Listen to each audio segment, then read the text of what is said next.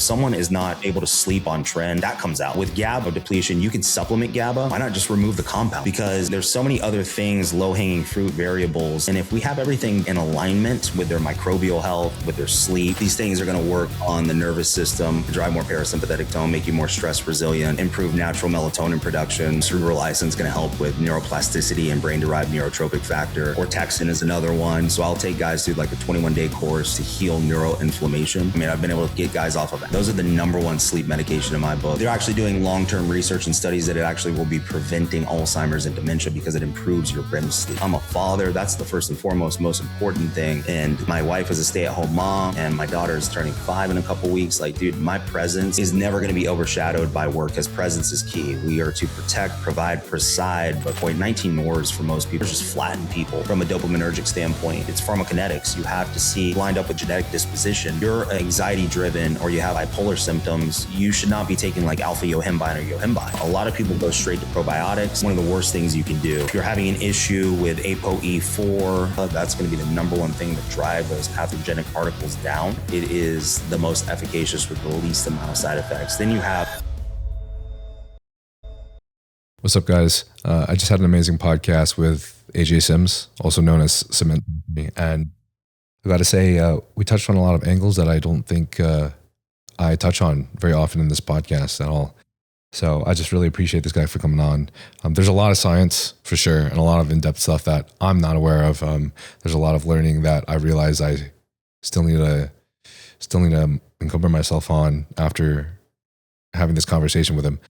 But he also discusses aspects of mental, emotional, and spiritual things that we attack as bodybuilders, but also just as men. So I really appreciated that outlook from him.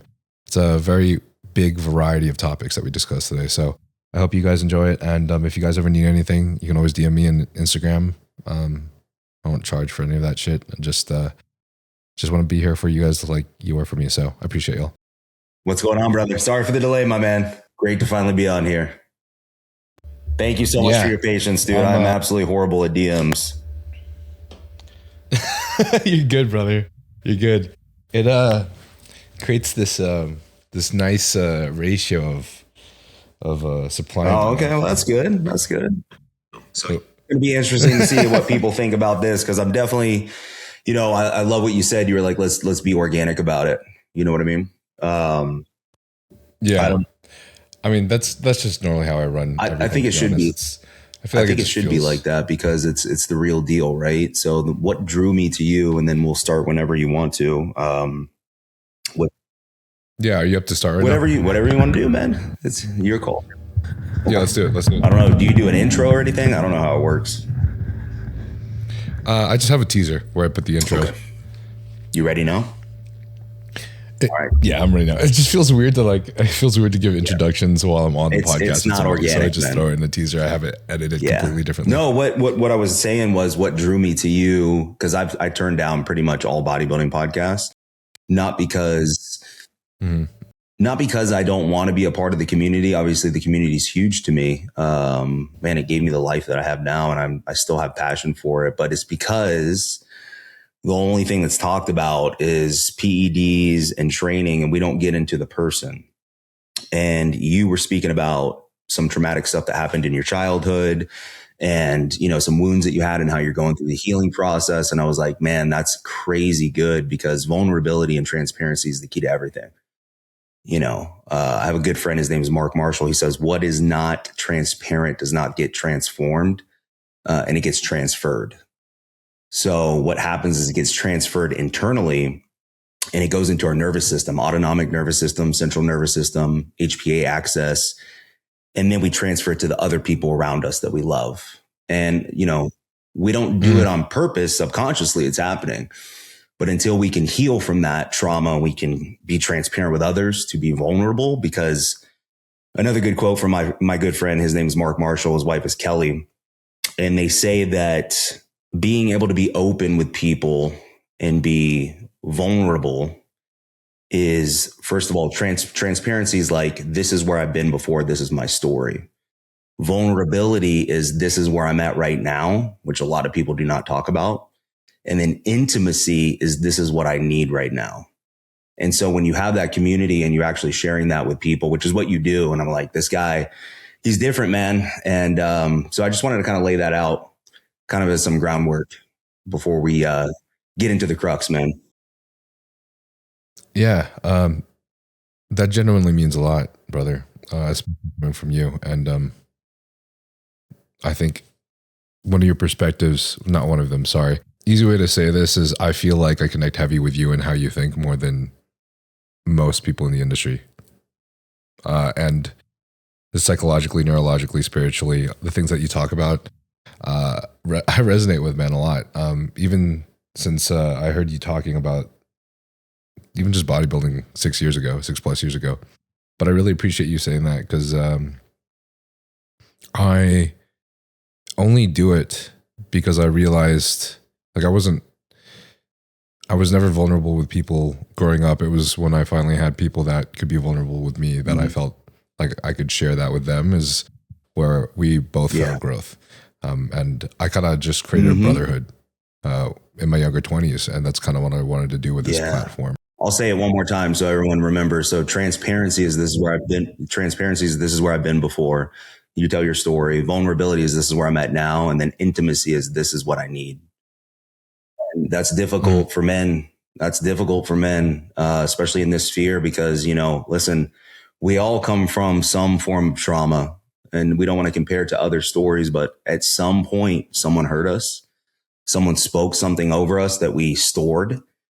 And a lot of us got into bodybuilding. I'll say for myself, I started at 12 years old because I was told that, you know, well, first of all, the biggest thing is my father never told me that he was proud of me. And I love my dad to this day. He's awesome. I honor him, but he never has told me that. And he's only just repeating what his dad did to him, essentially, you know, because again, if you're not transparent, you don't transform. And he transferred it. And that's what happened. So I started bodybuilding so that, listen, I'm going to get as big as I can. I'm going to do things that nobody else can do. And I'm going to do it to shut people up and prove them wrong rather than prove myself right. You know, and you started at like a preteen I started at 12. Right? I did my first show as early as the first show at 13, moved to Vegas at 15 years old and started training with Jay Cutler. So I was in the height of Jay versus Ronnie. I lived in Summerlin for 6.5 years and grew up as a teenager. I mean, we can get into all that. Got signed by Muscle Tech at 17. It was a real contract. They paid me. I was on the bottle of Creakic. For all the old school guys listening, they'll remember that. And so, I mean, I was in the industry really, really early at a very high level with the people I was surrounded by. Didn't have good genetics. I mean, I definitely was getting smoked at Teen Nationals by some crazy good competitors. But man, it was it all started and stemmed from childhood trauma, insecurity, you know. So parents got divorced when I was 9, had to stand in a courtroom, pick which one I wanted to live with for the majority of the time. And then my mom moved very far away from my dad. So I saw him like literally once a year. And so without growing up without a father figure, I always yearned for my father's approval. And so, you know, that led me to bodybuilding. I played sports growing up. Man, you didn't even ask any of this stuff. So I'm sorry if I'm ranting. I guess I'm just sharing the story real quick. No, bro. No. This is it's organic, right? You're not ranting at all. No, this is exactly what yeah. A lot of people don't know my story because I haven't really told it, you know? So I grew up playing sports and. Yeah, I've heard a little bit of your story, but I was hoping to go deeper into it. I know that you started coaching when you were in 18 too, but this is all really helpful to know because I think people, especially a lot of men these days, which it's no one's fault and they're not aware of it, but obviously in our culture, it's very, there's this, in my opinion, there's, it's like I'm like freshly like 2 hours after waking. Man. So we'll talk about nootropics all day, man. We'll get you rolling. So the way that I see it is it's a spectrum. And obviously things are very situation dependent, but you can either, and this term is just a term that's coined by social media and modern day age and Gen Z, but have you ever heard of retard maxing? It's a freaking meme that they made a word for, but it's essentially like you move forward without literally overthinking anything whatsoever. You just move. And this is also a concept that I adapted from a friend of mine, Janaea, who lives in Bali, who was a very strong-minded woman that went through a lot of things, but she also realized like by constantly like she had a different perspective because for her certain situation, she was always in a place where she was like constantly looking for healing instead of the opposite. And women are different in that sense, you know? But she's always constantly looking for healing. And she realized by always looking for healing, she was validating this aspect of her subconsciously believing that there was always something wrong with her until finally she's just started moving and doing the work. But men are on the other side of that spectrum way more often than not. And I think that's where the issue falls is like that side of the spectrum is very powerful because sometimes, you know, you just got to fucking suck it. You just got to suck it up. Sorry. No, you're good, man. I mean, no. Pause. Yeah. You got to suck it up and then, and just move forward and make those moves. And then by the time that you continuously progressing, then you get somewhere beautiful. But the thing that's tricky is that if you have experienced anything tough, you're in the military, parents committed suicide, very dysfunctional family growing up your entire childhood, anything crazy, but particularly in the childhood, because you're a kid, man. Like, what could you possibly really understand at that age? These are all the things that you are registering as normal within your life because you don't have very much else to compare it to. That stuff, just like you said, it gets shuttled down.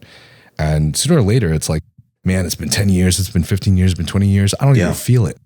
Like, I literally don't feel any of this stuff until I realized it kind of comes up in some reactionary situations when things get really fucked up in life. And things will always get fucked up in life for people. But it's about 100%. How you handle it. And your body will accrue. So that's why I appreciate your transparency and vulnerability, man. It's commendable. So you bring something very beautiful to this industry that so many people, you're gonna touch a lot of people and reach people that it's going to affect generations to come. You have no idea. You may never meet their family members, their wives, their kids, but I'm telling you right now, there's things that you're going to share with men. And I hope that that's what this does today. I mean, we'll give them information on physiology and biology and things like that for optimization. But man, if your foundation isn't built correctly, it's going to fall. I mean, you're only going to be bodybuilding for so long. You know, you can optimize your hormones, but at night for men, when everything goes silent and the phones get cut off and we're laying in bed and we start ruminating in our head from unhealed trauma and we don't have management for stress resiliency. I always say for guys to be the thermostat, not the thermometer in their homes. They set the temperature. They don't check it when they walk in the room. And that takes someone that knows that they're a beloved son of the creator of the cosmos, which we can get into theology. I know you grew up Catholic, and that can be very difficult because it places religion and do instead of it's done, and rest and know that you're loved and cherished no matter what you've done. Irregardless, doesn't dictate who you are and whose you are. Most importantly, that's very, very important. But your nervous system gets taxed, and at 7, you know, neurologically, you're wired already. You know what I mean? So if you go through these traumatic experiences, you're going to start getting hardwiring and bad ideas of what life is really supposed to be. Then your innocence is stripped. It's stripped. I mean, I started looking at pornography at 7. It stripped my innocence completely. So when that happens and you start getting hardwired for dysfunction and you believe it's your norm, well, your nervous system in a situation, this is science, will get stuck in that situation until you can explore and heal it, and then you can move forward. But what you said is very prevalent. If you get into a mindset of obsessing over healing, you can develop what's called symptomatic syndrome. It's actually a real physiological medical term for people that are trying to heal constantly, and they'll take, you know, different supplements or modalities, symptomatic syndrome. And they literally believe it's going to make them worse every time because they want to stay a victim. They want to stay sick because that basically your nervous system has said, this is safe. This is what we're used to. Because remember, your body's always trying to protect you. It's always going to try to protect you. That's how we're created. So it'll protect you if you believe that you're running from a lion all the time in your mind. You'll be sympathetic tone, fight or flight. And that's where I was. So I developed an irritable bowel disease called ulcerative proctitis, which is a lot different from Crohn's and colitis. It affects the first 6 inches of the colon. And that is all due to suppressed emotions, man, from a child. And I believe that's where most autoimmune issues start, from suppressed emotions. I mean, they've done so many different studies how powerful the mind is, and true healing can come from the mind. You know, scripture says that do not be conformed by the patterns of the world, but be transformed by the renewal. And the Greek word is nous. English transcripts will say mind, but the word nous in the Greek means the innermost part of your mind, your heart, your innermost, deepest thoughts. Be transformed every day, every day. Set your mind on who he says you are. And dude, when I tell guys like this, because I talk to them about beloved sonship, we can get into that. It's not religion. It's exactly what Christ came to do. It's sonship, it's identity, it's rest, it's restoration. You know, I'll deal with guys that have, you know, complex PTSD, you know, from military. Obviously, they've been through a lot of stuff. I've had guys with suicide, like you mentioned, suicide, drug addiction, you name it, and I coach it. And with these guys, when they start to find out who they are, and like I said, whose they are, dude, these guys transform like no tomorrow. No tomorrow. It's beautiful to watch, because then you tie in physiology and biology, optimization of hormones, gut health, circadian rhythm, all those things. And they work like a symphony, like an orchestra, because that's how we were created, man. We're created to thrive, not strive. Yeah. Yeah. What's up, homies? I'm back at my new place now in Vegas, and we just came out with some new shirts for the transparent merch. None of the basic shit. Now we got some new sick styles, a little bit of a metal and rock inspired, some other shit, you know, and then also a bunch of new colors. So you guys want to check that out on the site. That's www.icons, spelled AYKONS, icons.com/Nile. That'll automatically apply the Nile discount code and get you right to the site where we have the new designs up. And some of the stuff like the cutoff are 380 GSM French terry cotton. So pretty high quality stuff that were helped design by my boy Dion, one of my best friends in the world. This is the guy that he and I went through a lot in life in the last decade as our best friend Ryan passed away, and I'm really happy that I got to do this with him. But anyways, this is out. So if you guys ever need anything or you have any complaints, I'm fucking here. Just let me know. Let's ride this shit out and grab life by the balls, baby. Peace. Everything is connected, especially within our bodies. It's really cool that you mentioned that too, regarding, you know, your heart and your mind. The Latin word libera is soul, is the feminine term for soul, and liberus or liberus is the masculine term for soul. But when you use the masculine form, it also refers to your mind. So I always find that interesting, that for so long in our dictation, like that connection in the masculine was also to our minds. And I think it kind of just further just emphasizes just how important and how powerful that is for men. Yeah. I mean, I'll get into the coaching stuff at a high level when I did it. I mean, I was huge on coaching like Tim Grover, you know, Kobe Bryant, Michael Jordan's coach, and psychology. So I would talk to my athletes a certain way and get them to truly believe in themselves. Because again, where the mind goes, the body follows. Where the mind goes, energy flows. As a man thinketh in his heart, so is he. And a double-minded man is unstable in all his ways. I know I'm dropping a ton of quotes right now in scripture, but it's so important that where your self-narration, you need to do a self-audit every day. What are you telling yourself?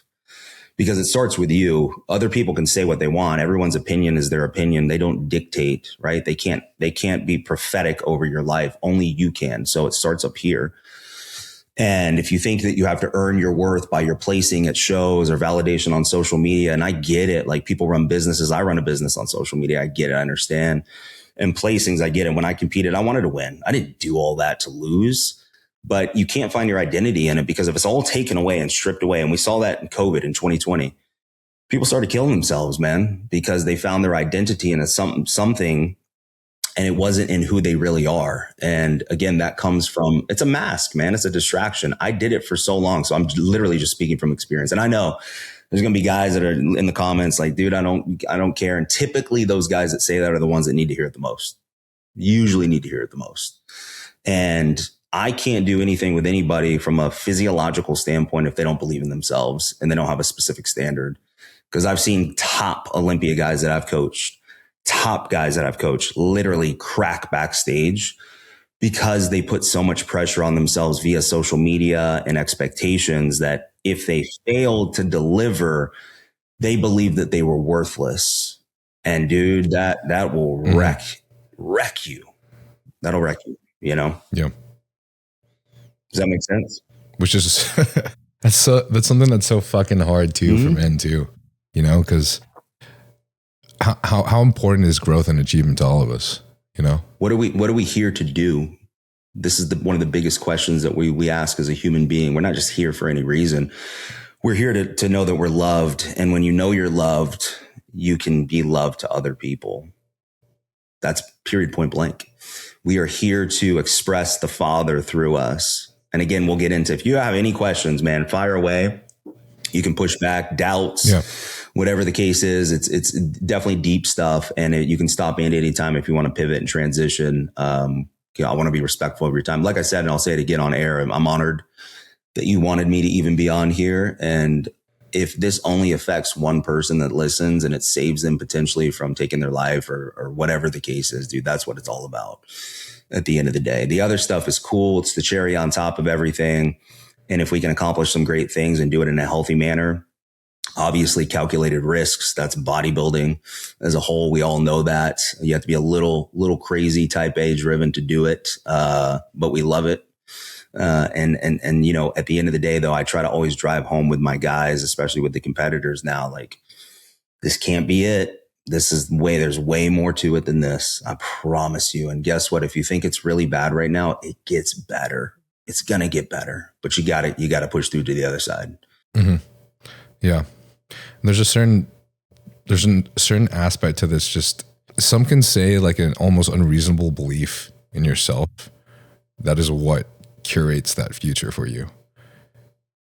And I wanted to say thank you too for coming on, man, because I know you're super selective of podcasts, and have been in the industry for a super long time, especially considering that you've been doing competing and coaching since you were a teenager, which is freaking wild, dude.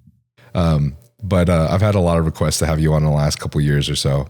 But one of the things I really appreciated is like a lot of the things that we discuss on this bodybuilding podcast when it comes to, obviously we were talking about a different aspect just now, but when it comes to even just the science of bodybuilding and how you engage with your clients and how you take in all these factors into consideration, these are all things that a lot of the top coaches have been talking about on my podcast these days that people really enjoy, like Chris Tuttle, Dom, Super Slice. I could great just coaches, by the way. Phenomenal a long guys. list of names of coaches that are very real, very transparent about every aspect and every factor that's important when it comes to bringing your best physique to stage. And I remember you were talking about this 6+ years ago, which is fucking cool to hear. You know? Yeah. And I appreciate that, man. I think one of the other aspects that I really enjoy too is that more coaches these days are talking about how important it is to monitor and manage allostatic load, your total stress, and how your body responds based off of where you are in your life and your lifestyle. But you go very in depth with that. Like you have, I haven't heard anyone describe it in the way that you have. Oh, wow. And that's something that I think is really dope. I appreciate it, man. I appreciate it. It's a different mechanism, right? When we're dealing with not just the physiology, but the psychology, because again, everything's together, you know? Mm-hmm. When you feel like you started to acquire this perspective, I don't know if that's a weird question. I feel like that's a little bit of a 2D question for a 3D answer, but I like that. That's good. I like that. That's really good. No, it's, man, when I got hit with the irritable bowel disease, you know, so I was with she's my wife now. We've been together for 16 years, but she was my girlfriend at the time. And, I was prepping for a show in 2013. I haven't competed since 2014. So it's been 12 years now that I retired from competing, because I knew it wasn't in the cards for me to go pro. And I mean, I wouldn't even be a good pro anyways. So, I was in the middle of a leg workout and I had to go vomit and blood came out. And, you know, we went to the ER and they said, you have traveler's diarrhea. Let's give you flagyl, antibiotics, send me home. And we knew that wasn't the case. So we were able to get into a really good GI doctor in Florida where we were living at the time. And he knew exactly what I needed. He did a flex sig. So imaging, you know, camera up the butt. I was awake the whole time. I told the story, I was like, dude, you got to take me on a date before you do this. But come on, man, this is, you know, it's crazy. I'll never forget it. And he's like, yep, there it is. Oh, there it is. Oh yeah. And there it is. I had 3 things. So I had ulcerative proctitis, diverticulosis, which can turn into diverticulitis. And I had peptic ulcers. And that's almost always due to stress. That's almost always just sympathetic tone. Fight or flight. Obviously, you know, the androgens, the anabolics were not helping. Being in a caloric deficit wasn't helping. Lack of sleep wasn't helping, but just the nervous was fried by that time. And I was only like 24. So luckily, he gave me what we needed to take, mesalamine and prednisone to bring down some of the inflammation. Mesalamine is a medication they give to Crohn's and ulcerative colitis patients to keep you in remission. But I wanted to find more of a naturopathic, integrative health, very, very holistic approach to try to fix this to keep me in remission. So more nutritional functionality, balancing your minerals, your electrolytes. But obviously, what did that lead to? Stress management. And how do we manage stress, and getting into nasal breathing and having proper CO2 levels, and being able to reduce sympathetic tone, bring up parasympathetic tone, improve vagal tone, right? The vagus nerve, cranial sector 10, which is connected to your microbial aspect. There's a gut brain axis, there's a gut vagus nerve axis. So I started getting into that. And then that led me into beloved sonship probably 7 or 8 years later, because I grew up in a Christian household, but it was very Western, evangelical, Protestant, which is different from Catholicism, but it's all coming back to, you got to do this to get closer to God. You got to work your way, read more Bible, go to church, go to Sunday mass, do the rosary, right? All that stuff. I'm sure maybe you grew up and experienced it. And then I started to learn what the Eastern Orthodox taught, which was the earliest church. These early church Greek speaking fathers came from being actually taught and led by the apostles themselves. So let's get back to history and where this actually originated. And what they taught was union, complete union. They taught things like incarnation. If you have any questions on that, I can go over that. But anyways, long story short, long answer to your short question, that led into my identity. Who am I and whose am I? When I felt alone and forsaken, was I really that, or did I do it in my mind? Scripture says that we were alienated from God in our minds. We did it to ourselves. And, the word sin, by the way, I'm sure you've heard this a lot, and people are like, oh boy, here we go. But the Greek word is hamartia. And that's 2 words, ha, and then meros. That means without portion or without identity. Your original identity has nothing to do with morality. 0. Missing the mark of your original identity. That's what sin is. So you can equate it to shame. You live in shame, and we've all lived in shame. What does it do when you live in shame?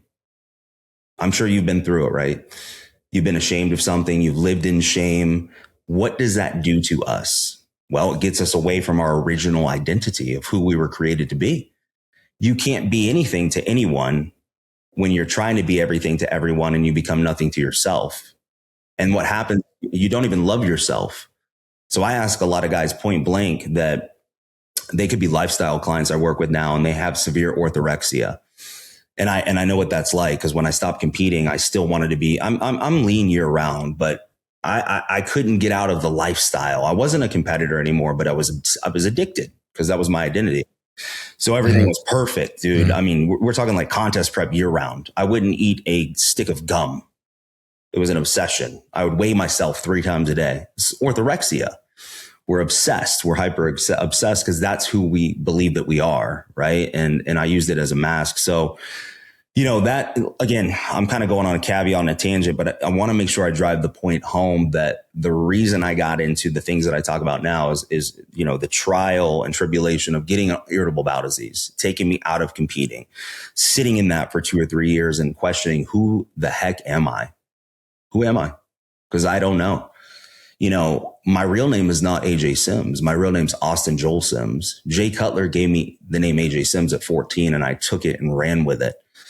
And it was about a year ago, and most recently, that I was sitting alone, and I said, who's Austin Joel Sims? Nobody knows who I am. They know who AJ Sims is. He's the bodybuilding coach. He's a cement guy. That's what everyone, people see me at expos when I used to go to shows. Oh, cement factory. And so I equated to that, and that made me feel comfortable, because I didn't have to let anybody behind the curtain.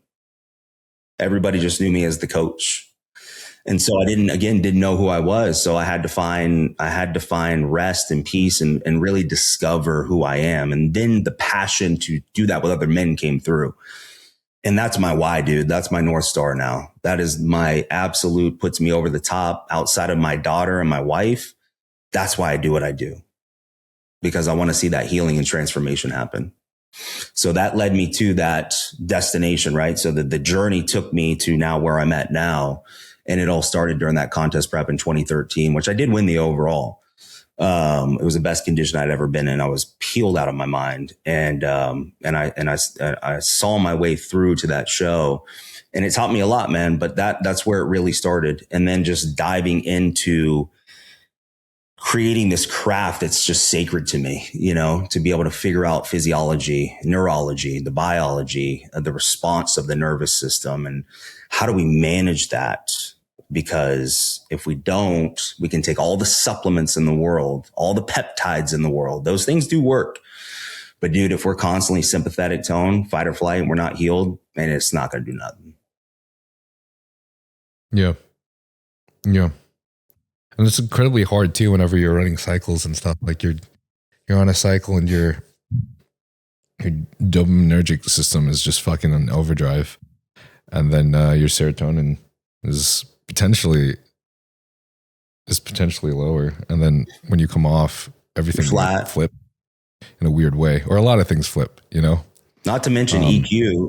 Same thing with the GABAergic system. EQ depletes GABA. So I mean that's really important to relax. So people have this excitatory glutamate, not to cut you off, but yeah, it's what you're saying is very prevalent too. Oh yeah. Yeah. Yeah. It's kind of cool too, because separately outside of bodybuilding, like I was talking to someone who's she's been getting her PhD in neuroscience, and she was studying the GABA A receptor and how in their lab it glows green whenever it's allowing enough chloride ions into it, and whenever that's glowing green as it should, that's how you know that it's GABA A is active as it should be.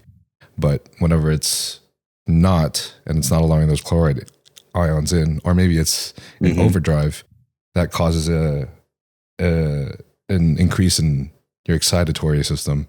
So this is causing people to have seizures, epilepsy, and is also what's causing us to have these changes in our personality and how we feel about things and how we're able to respond to our challenges. And then it's just fucking not being able to sleep, not being able to get restful sleep.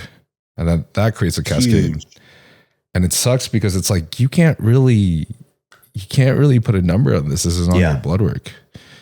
Is it? Is it on your blood work? I mean, you can see some things, obviously, like you can, a low hanging fruit is what I see a lot as a low sodium, high potassium in your bloodstream. Of course, to really be able to see what's really going on, you need to get that, kind of on the cellular level. So there's a cellular test that you would do for electrolyte mineral balance. But if you look at like a sodium potassium dysregulation, you're pulling high potassium, low sodium.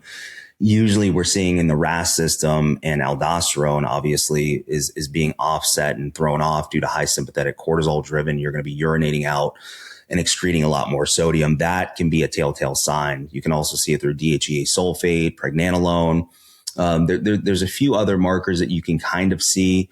But you can also see if someone's driving too much oxidative stress. Uric acid being low is one of them. You don't want it to be too high, if you have gout, but you also don't want it to be too low. CO2 being low, carbon dioxide. A lot of people don't equate this to metabolic efficiency. And a lot of guys that are bodybuilders or big guys, or just have disruptive sleep, mouth breathing issues that have, hypoxia driven sleep apnea, is going to increase red blood cell hemoglobin. You're going to see it pull from the bone marrow and increase that because it's basically starving for oxygen. So there's a few things that you can see going on in there. I mean, there's a bunch of different tests, the Dutch test, you can see the dry urine test. There's an oats test, organic acid test, but at the end of the day, is that 100% accurate? The answer is no. They're never fully 100%. Even a GI map, there can be some variables in there. They're useful, but you can usually, I'll tell you, bro, when someone sends me a check-in, and mine are very, very detailed. And I also go into things that they do in the home that day and, nervous system regulation. And I'm just big on, it's not just the X's and O's of this is what you ate. Did you do your cardio? It's a lot of it has to be psychological, because then I can really figure out what's holding the person back again. Right. So, but there's a lot of things that you can see, like waking core temperature. So I have all my guys take their basal core temperature before they get out of bed, right? And if they're pulling under 97.4,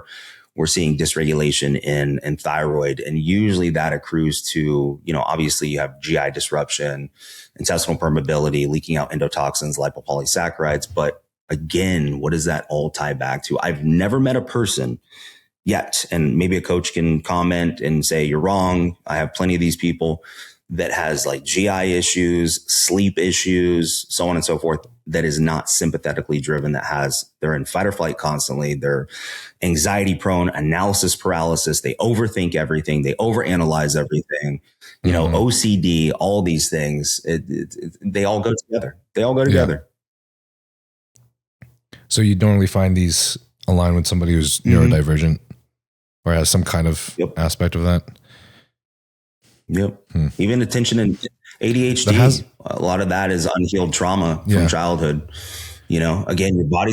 I have it too, dude. I'm one of the hyperactive ADHD, man. That's just the way it is. So I go. But again, we have to get back to, what do we do at the foundation of everything? Again, like I said, and we'll get into this stuff if you want to, but the peptides, the supplements, they're great modalities. They help. Be proactive, not reactive. You want preventative health modalities in there because you want to be optimal, but it's like putting a Band-Aid on a huge gash. Eventually it's going to bleed out. And what happens when you stop it? It's a hamstring. Yeah. Do you mind us diving a little bit into some of these protocols, these peptides and supplements, maybe any ways that you manage this in both yourself and clients? Say that maybe they have a little bit of neurodivergence. Well, one of the biggest ones, you already talked about the GABA A system. So Selank is unbelievable for that. Works specifically off GABA A. Selank, Selank is awesome, dude. It is. I have guys do it a little bit different. If they're very high stress or high prone to stress, if they're doing a nasal spray application, they'll do like one spray, 50 micrograms throughout the day.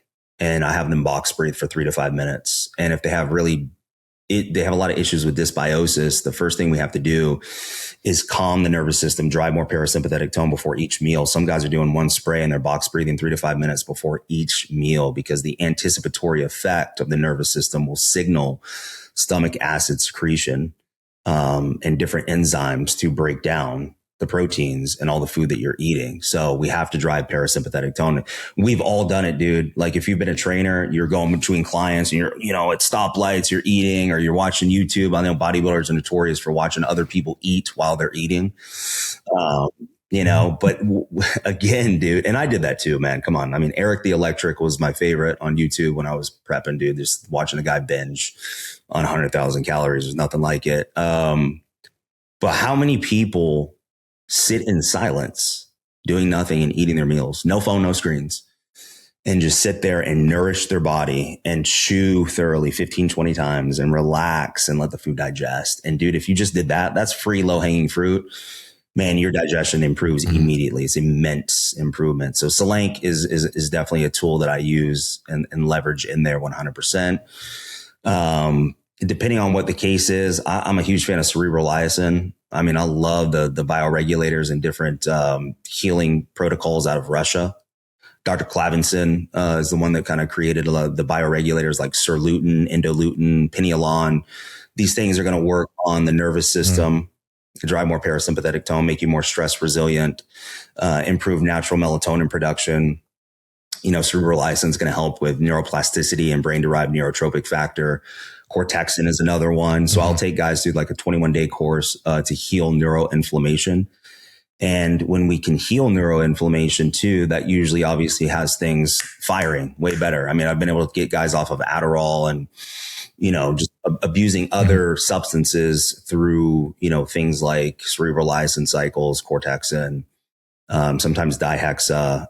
But Selank, Samax, those combinations are phenomenal. Of course, Samax is going to be more stimulatory. If we're talking just relaxing and just improving anxiolytic aspects, it's going to be utilizing like Selank is going to be one of the best ones. And then of course, we could say like energy substrates and mitochondrial respiration. I know you guys have talked about it. I would be beating a dead horse if I started talking about SS31. Obviously that's for Barr syndrome. If it passed FDA regulation, it's insanely beneficial for so many cascading effects, because the better your engines are running or the faculties are running, you have more energy. Your mood's always going to be better. When you're low energy, you're pissing at everybody. You don't want to be around anybody. So the better your energy is, but the first thing you do for mitochondria to improve, it's go do cardio. Go get in the sauna, get some hormetic stress. Hormesis is, really that positive self-induced stress, so those are different aspects that I'll do. I like Wim Hof breathing. So Wim Hof is a little bit different than box breathing, to be a little bit more stimulatory. Right. So, there's small things that I'll do to implement in there. So like, again, we talk about peptides. I guess the differentiation, I'm really big on those bioregulators. I'm a huge fan. I'm a huge fan of them. And they haven't been, just like most of them, they haven't been, human trials, clinical trials, and a lot of things come from Russia. But guess what? The majority of stuff that works comes from Russia first. I believe they're super advanced. Cerebrolysin to me is unbelievable. And guys that are having an issue on cycles with like Tren, 19 NORs, just accruing so much neurotoxicity, man, you got to run a cycle of Cerebrolysin. Game changer. Okay. Yeah. What do you think about like P21's good. I'd rather someone go straight to Cerebrolysin. It's tough though from a vending aspect to get it. There used to be a great vendor called Cosmic Nootropic, and they had Cerebrolysin on hand, but they're not around anymore. So it just depends on what system are you trying to hit? What are you trying to attack, right? So if dopaminergic system reset, you have 9-MeA-BC. 9-MeA-BC is awesome as well when applied correctly. You have bromantane from a nasal spray application, I believe is great. It just depends on what pathway are we looking to hit for a specific individual. If somebody is like super sympathetically driven, I'm not going to particularly give them things that are more stimulatory. Like, so for guys, for example, like nicotine, right? I love nicotine to an extent, but obviously we know it causes vasoconstriction. It can work through a pathway to reduce glutathione output as well. So there can be some negatives, but there's a ton of benefits working through the acetylcholine pathway. But I lean more towards the patches. I believe the transdermal patches, like around 7 milligrams, are just phenomenal for healing. There's been so many studies and research actually on healing irritable bowel diseases with nicotine patches. And I actually use it in healing protocols, and I actually have one on right now. They work so slowly. It's kind of like a basal insulin, like Atlantis, just slowly dripping in. So you're not getting that acute spike in blood pressure and vasodilation, but you're getting that slow drip of the benefits from the nicotine patch. So if guys are like sympathetically driven, like over analytical about everything, their heart rate's flying off and then they'll supplement obviously Nebivolol and things like that to slow it down. But it's like, we're never going to get anywhere until we slow that down. So I usually pull their lozenges and things. And I'm not saying those aren't bad, because used correctly in the right setting. But if we got to heal first, those are, again, things, the context matters. So nicotine patches can be great when applied correctly too. And they're actually healing people from chronic fatigue syndrome, long COVID. It's really phenomenal on some of the things it can do. That's fucking awesome. Thanks for that, by the way. I don't think I've ever gone that deep into any of this with any guests, to be honest. So it's great. Honestly, we could list out a long list of all the peptides that have helped us. You guys have heard these peptides and these research chems in the podcast maybe a million times. Peptides I've used from APR such as BPC 157 and TP500 for soft tissue healing, Retard and other GLPs, mitochondrial support such as SS31, MOTC, 5-amino-1Q, methylene blue, SLU. There's a bunch of others.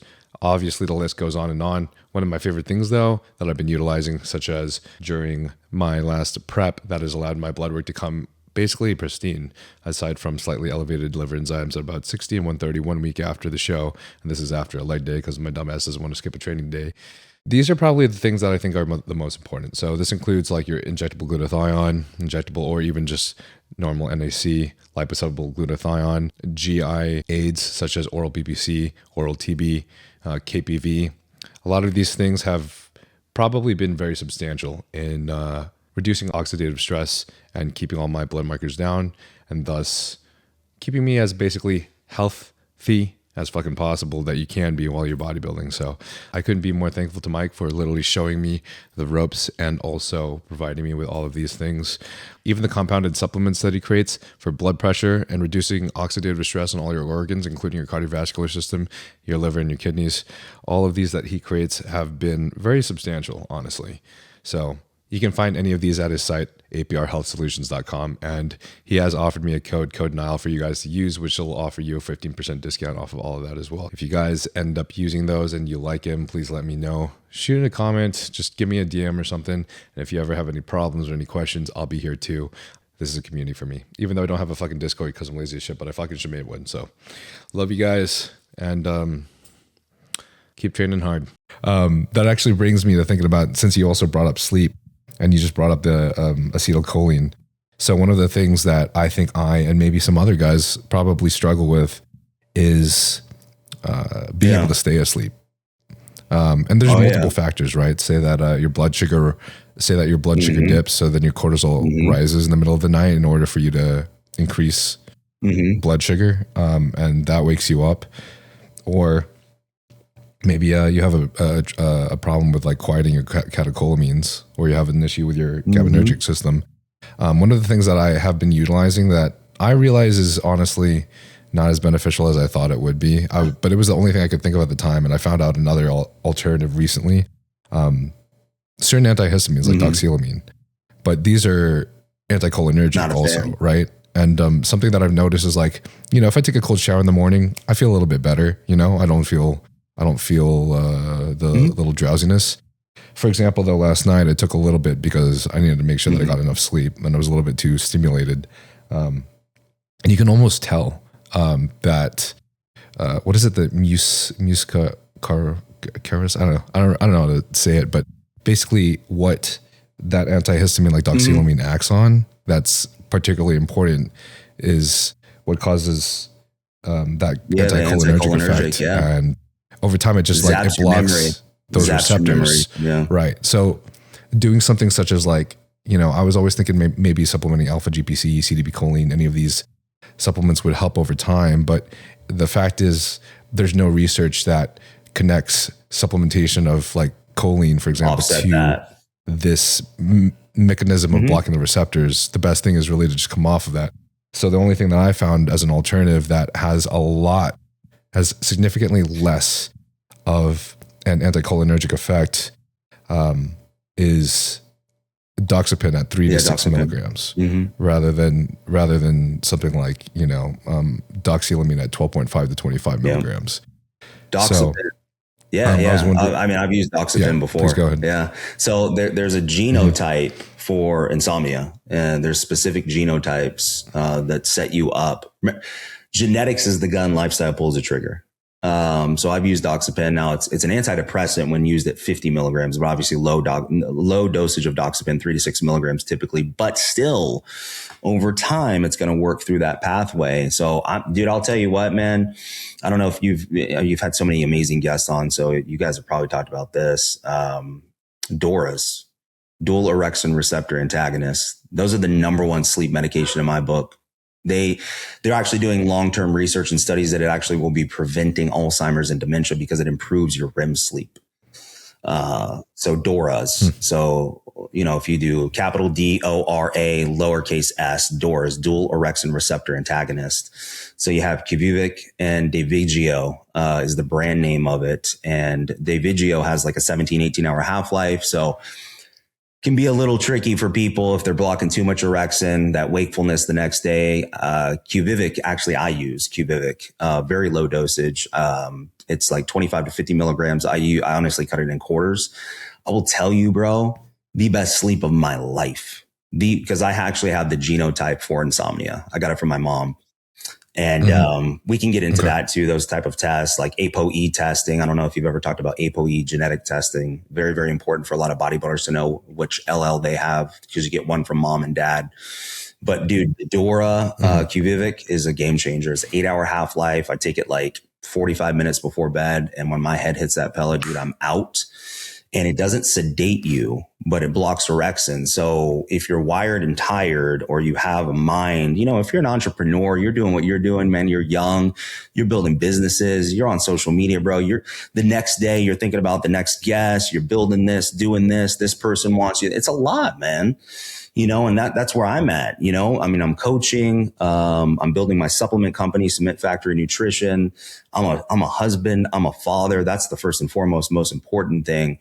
And, you know, my wife is a stay-at-home mom, and my daughter is turning 5 in a couple of weeks. Like, dude, my presence is never going to be overshadowed by working, because presence is key. We are to protect, provide, preside, but presence is key. So that's a lot, though, dude. That's a lot, man. I will tell you, it is a heavy weight to bear to do it and do it right. So when things quiet down at night for me, this can turn on more. And even when I want to turn it down, and you can use all lithium orotate is great for that. Low dosage of lithium orotate. KSM-66 can be good, but it can also flatten you. You know, a lot of people get anhedonia from it long term. So once in a while, Amodin, not Imodium, but Amodin is incredible with the pathway that it works on by blocking cortisol too. You know, there's magnesium. Obviously, most people are magnesium depleted. So finding the right magnesium and the right elemental magnesium and the timing, like those low hanging fruit, most people are doing it. Glycine is very efficacious for lowering core body temperature, but there's guys that need to go the pharmacological route because they may have that genetic disposition for insomnia. And I would rather someone do that than be addicted to THC, because then we're going to have long-term issues downstream with THC abuse. Even things like Phenibut. Phenibut can be very, very good when used correctly and very periodically, because people get very addicted to it. It's very, very powerful. So we got to be careful what we dip into. But the DORAs, the dual orexin receptor antagonists, these are amazing what they're doing. I mean, when I tell you that you're going to wake up with more mental clarity and acuity because you're getting that what's called glymphatic drainage. I know guys have probably told you about that, but it's a car wash for your brain. The beta amyloids, the tau tangles, you know, the folding of the proteins go correctly because you're getting into a deep, slow wave sleep. You're getting into a REM sleep. You're dreaming very in depth, very vivid dreams, and you're not waking up throughout the night to urinate. And that's another thing we can get into nighttime nocturia, because that's another problem a lot of bodybuilders have too, and how we can do some small things to fix that. But if you're talking about sleep, bro, I'm telling you, look into DORA. Look into the DORAs, the Quvivic or Davigio. I would go Quvivic because 8-hour half-life. You need to get up and go, bro. You got things to do. You know, you can't be sitting around with a 17-hour half-life of a drug, but it's really good, man. I will tell you that. Really, really good. Okay. Awesome. Yeah. Thank you, bro. I think that's going to be valuable for a lot of people, including me. I have those genetics from my dad. Like, I remember last time I was visiting family too, I just woke up in the middle of the night because I normally do. And he was already just up on his phone. And that's my mom, man. Damn, dude. This shit's real. Mom. Drives me crazy, but it is what it is. You got to deal with it, and you can't complain about it. You got to make the pivots and work with what you got. That's what you got to do. Yeah. Yeah. It's, this is another reason why I always, suggest the bodybuilders and any listeners to try to get either the genetics tested or at least ask your family about everything that they've got going on. Because I think you don't realize, like, sometimes they just won't tell you, or you just don't find out till later. Like, I didn't find out. Like, I saw my mom have a bottle of thyroid medication, and then that started ensuing, like, but I didn't find that out until until I was out of the home for at least 10 years already. So these are things that I think are going to be really helpful for people because they don't realize, like, maybe some of these issues that we're running into could be easily solved.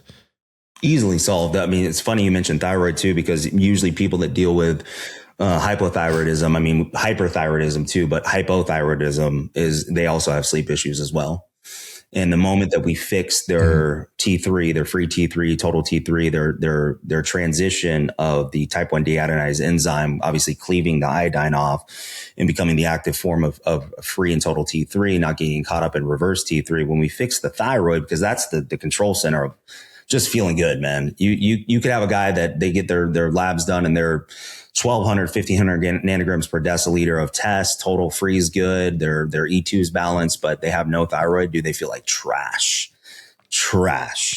And that's going to be just downstream effects with so many different things. So sometimes fixing the thyroid I've seen has been very efficacious to actually improving sleep, which again, it's a double-edged sword because if you go too much the other way and you hyperthyroidism, you're just too stimulated. It's too stimulatory. So, that's huge, man. Yeah. Getting those genetic tests, the ApoE test I was talking about, you get a 2, 3, or a 4. You get one from mom, one from dad. A 2 is very protective. 3 is universal. 4 is what you do not want. I have a 3-4 because I got it from my mom. Got it from my mama, man. Got that 4. And that's going to put me at higher risk for dementia, Alzheimer's, and dyslipidemia. So really hard. Yeah. Really hard for those type of guys when you're in a competitive bodybuilding lifestyle to keep the numbers like homocysteine lower, ApoB lower. You have more of those atherogenic particles that are floating around. HDL is harder to bump up. LDL is harder to lower. So knowing that that's a causation, that's where you really want to keep an eye on, glucose management, glucose oxidation, making sure you have metabolic leverage and efficiency so that you're not going to get Alzheimer's and dementia, because that's one of the biggest substrates of getting Alzheimer's and dementia is and it starts in your 20s, just like any type of atherosclerosis starts in your 20s, is, you're building up basically metabolic deficiency, which is going to destroy beta cells, which is going to cause neuroinflammation. And so you have all these issues. So genetic testing is huge too. I love there's one from Clarity X that actually is a pharmacokinetic genetic testing. And it shows you what pharmaceuticals actually work for your body based on your genetic. If you have slow COMT, fast COMT, which if anybody, I'm sure you've talked about it, catechol-O-methyltransferase, slow and fast. If you have slow and low, I also have slow and low. So I clear norepinephrine and dopamine very slow, but I also have poor estrogen metabolism because of that. So I aromatize way easier than most people. So there's again, it's not a death sentence if you have these things. You would want to know, because then you can be proactive and preventative on what to do and what not to do. Damn, bro. I wish I signed up with you for coaching years back. You've done a great job, bro. I saw your pictures, man. I wish I had your genetics. Sick, dude. Thank you, bro. It's just genes. Honestly, the waist is all wild, bro. Those Asian genes, dude. People are like, what do you do to keep it that low? I'm just like, the only thing I do though is the gut health thing for sure. That's super important. I have issues with that a lot. So I had a consultation call, $500 to Austin Stout, for example. Austin's awesome, man. Created some protocols to make sure I manage it well. Before we keep going on to bodybuilding though, I interrupted you earlier when you were discussing some things that you had experienced throughout your childhood and as you grew older, and you kind of realized that these were important aspects that you needed to attack. If you don't mind me asking, because I definitely interrupted you. I believe you mentioned that your parents got divorced and you had some issues with your father that kind of definitely replicate my own situations with my own mother. I guess how did you slowly become aware of these, and how did you manage this over time to get yourself to a place where you could attack any challenges that you had in life? And that's a good question. You understand what I'm saying, right? Dude. It just you attack these things, and then it ends up making you just so much stronger, happier, more resilient, more capable. Your responses are just more logical. It really does affect the way that you are as a person. Yeah. I mean, I used to fly off the handle emotionally. And it had nothing to do with the drugs I was taking at the time for bodybuilding, because this was post competing when I was just on TRT, because honestly, when I competed, in the early, like 2007, 8, 9, 10, 11, 12, 13, things have changed so much, dude. Back in 2010 through 2014 trend, dude, we took so much of it. It's insane the amounts that we would take. We thought it would make us better. And of course, all it did just make us way more toxic. And so, but even at those dosages, my point is that it did not affect me psychologically where I was angry, because I was very calm and quiet. What it did is it made me I disassociated more. I got really quiet, even more quiet. And, that was kind of my coping mechanism, was to stuff it down. And I remember when I used to train, that was my outlet for me, and that's why I fell in love with training when I was really young, because I used to train angry. Used to train angry, dude. Yeah. I mean, I remember getting. Yeah. So I feel like people like us is where like RAR just makes no sense sometimes, or RAR is actually probably more important for us to like pay attention to. Because I never did reps in reserve, dude. We can get into some of the stupid stuff I used to do when I was a teenager in Vegas. Because I wanted to train so hard that I had nothing left in me emotionally once I left the gym. It was all gone. Obviously that didn't transfer well when I got with my now wife, because that just doesn't work. Right. So I had to learn how to be there. So that had to change with my training. And I'm small now, but I'm in shape and I stay lean and stay healthy and mobile. But I have to learn how to put reps in reserve, because growing up around Cutler, you know, you're talking about when we used to train at 35, 40 sets for back. I mean, we just did stupid volume. I mean, just insane training. And, you know, it's wild. Getting to the point though of, again, when I stopped competing, who was I? And then because I wasn't so busy minded with competing, now that transferred to coaching, because now I got to put all my aspect of energy into coaching. Not, and listen, don't hear what I'm not saying. When I was younger, I wanted to get the job done because I wanted the W for everybody, but it was for me. That's just me being totally honest. It wasn't for the person. It was for me. It was for me to live through that. And so then, you know, I'm this amazing coach. I'm this young gun coming up. I'm going to battle out with Aceto and George Farah and Hani. I mean, ridiculous stuff, you know, but I'm competitive. And that just transferred from being a bodybuilder competing to now being a coach. And I hurt a lot of people on the way doing that. I made a lot of enemies, which, you know, thank God that we are all friends now. And we're acquaintances now, because I was able to come to them in vulnerability and have true, you know, I felt really bad. I was very sorry for the things that I did and the way I treated people. And there was forgiveness and reconciliation, restoration. It was awesome. So, but I had to transfer that. So that was another thing. Right. And then I get married, and my wife comes from dysfunction. I mean, her father went to prison when she was 7. She was left and kind of abandoned, and, you know, she's got a great relationship with her dad and her mom now. Again, there was forgiveness, restoration, reconciliation. It's beautiful to watch happen, but we were two people coming together, bro. We were broken and we were the black sheep of the family. So we're like, we're going to prove everybody wrong. So just imagine that energy all the time. I mean, just nothing but negativity. But eventually, as we got older, we got married. And then we had to heal from our stuff, because we hurt each other too. Hurt people, right? That's just what we do. That's our nature as humans. We hurt each other when we're hurting, and we don't know how to communicate and find the right language to speak to people. But eventually I came to the end of myself, and the end of myself was the false self. I had to come to the end of my false self, my fake ideology that I put in my mind, and sit with the Father. Scripture, we call him Abba. The Greek word Abba is like you would call your dad Papa, Daddy. It's a term of closeness, trust, and endearment. So I had to sit with my dad, and my dad refathered me and showed me that my earthly father was wounded, and to not have unforgiveness towards him and to love him. And he did only what he knew to do.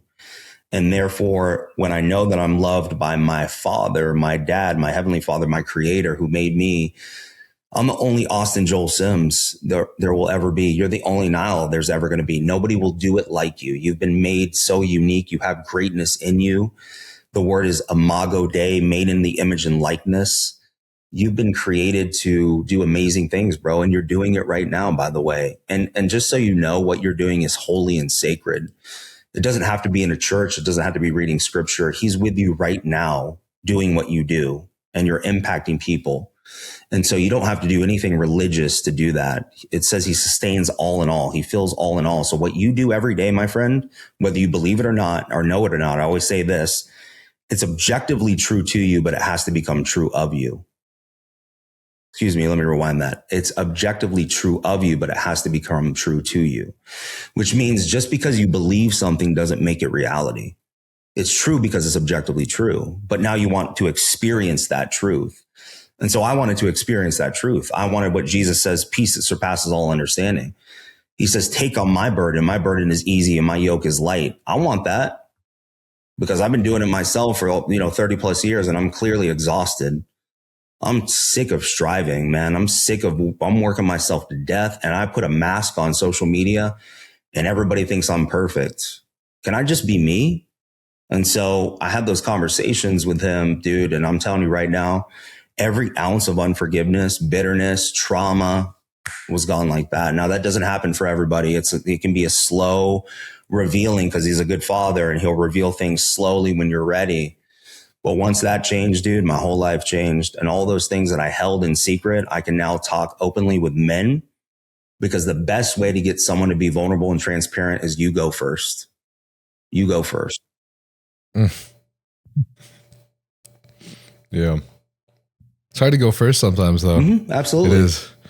But I couldn't agree more. It's hard. I told you I was going to hit some different stuff, man. We're not going to talk bodybuilding. Like this is needed, dude. This is needed. I've been in this industry so long, man. And I was around the greats. I mean, just imagine I was training with Cutler at 16, dude. That was my dream, bro. I grew up in a mobile home on a dirt road in North Florida. And I would watch Jay's DVD, A Cut Above from 1999, every single day. And then I went to the NPC USA's in 2003. My mom took me out there. God bless her, man, because she bent over backwards to support my bodybuilding. And on the way home, and I went to Sean Ray's muscle camp. That's when Sean Ray had a bunch of different pros. There was Dexter Jackson, Chris Cormier, Flex Wheeler, Jay Cutler. I mean, you name it. I'm 14, bro, with braces. And I was big into Ronnie Coleman. So, you know, the Unbelievable DVD where you had the American flag pants on. Oh yeah, I had those at 14. I was wearing those in Vegas. I mean, I can't imagine what these guys thought of me, dude. It's hilarious. And anyways, long story short, man, we're on a plane home and I said, Mom, I want to move to Vegas. She's like, you're crazy. 1 year later, she moved me out there. And that's where it started, dude. Just being able to be around that environment. But what I'm getting to is, dude, I have seen this industry, and it's like this with any high level industry. It's a lot of people that find nothing but their worth and value in what they do. And then again, what happens, bro, when it gets taken away from you? So again, we have to figure out why we're here, who we are and whose we are. I keep saying that because it's so important to do that, because that's the only way to know your innate value. Every human being wants to know that they're known. They all want to be seen and heard, and they all want to know that they're valuable. Otherwise, you're chasing monetary things, money, vacations, cars, clicks, likes, validation, subscribers. What happens when that doesn't fill your cup? Because eventually it runs out and it won't fill your cup. And then what? Yep. It's a hedonic treadmill. A few of you have asked where I get my pharma-grade Anavar and IGF-1. And of course, it's not through Vinny in the parking lot. It's Optimize HP, prescribed in through a doctor. And the reason why I helped start this clinic instead of joining an established clinic like Merrick is because I wanted a real say in how our clients are taken care of. And the honest truth, it also helps me make a living, but I couldn't do it through selling snake oil. Here's the honest truth, is in a sport where everybody takes it, stops being cheating. The game just changes. Now instead, it's about who uses it smarter. But your health is part of the scoreboard. You know, we go back and forth between pharma versus gray market here. And while it does help you travel, I really don't have the answer. That's your call. However, every bodybuilder should be getting quarterly blood work. Yes, even you, the guy who says he feels fine. So we built the membership around that. The bloods are free, and the membership is just what we call the discount. My accountant hates this next part. DMs are free, always. Link is in the description. Sign up with code Nile. Send me a DM on Instagram. I got you personally. So to like put this into more of to put this into a perspective that maybe yields more or use more anecdotes and experiences for some of the audience, if it's a little bit hard to like grasp some theoretical perspectives. A little bit of a simple question. What was the best prep that you've ever had with a client? Wow. Man, if you ask my wife, she would say 2018, Alexis Rolón. He was from Puerto Rico. Hurricane Maria hit his home, wiped it out. He had to move to Florida. And when he came to me, he looked like crap, dude. He looked like he lost everything. And so we had about 9 months to redo everything up, recomp, grow the tissue, get in shape. And then we did the 2018 Vancouver Pro Show. And he should have won that show for sure. He got beat out by a European guy. His name escapes me right now, but the whole lineup was peeled. These guys were shredded. And then we went on to Tampa Pro a couple weeks later, beat Sergio Oliva Jr. I think Steve put them on stage at the end and ran them through 7 different rounds. It was the hypest crowd I've ever seen in my life, because there was probably 200 people from Puerto Rico. He won the show. He was the first Puerto Rican to ever go to the Olympia. People will say, well, Gustavo Bedell, he was from Venezuela. He was the first Puerto Rican to ever go to the Mr. Olympia. And then we went to the Olympia, and I think he got 10th place. So just that timeline, being able to transform somebody, and we're talking about genetic elite guy, but we were able to transform him given the situation of having his home wiped out and starting with the bare minimum and bringing him from the foundation back up. It was a really cool story to watch and see it unfold, to take him to, potentially should have won Vancouver Pro Show, Tampa Pro a couple weeks later, and then the Olympia was the final send off. It was the cap. And unfortunately he had knee issues that he could never come back from. I think if he would still be going now, he'd be top 5 in the world. This physique was out of control, just insanely good. I've helped Nathan Diasha peak for 5 shows that we've won together.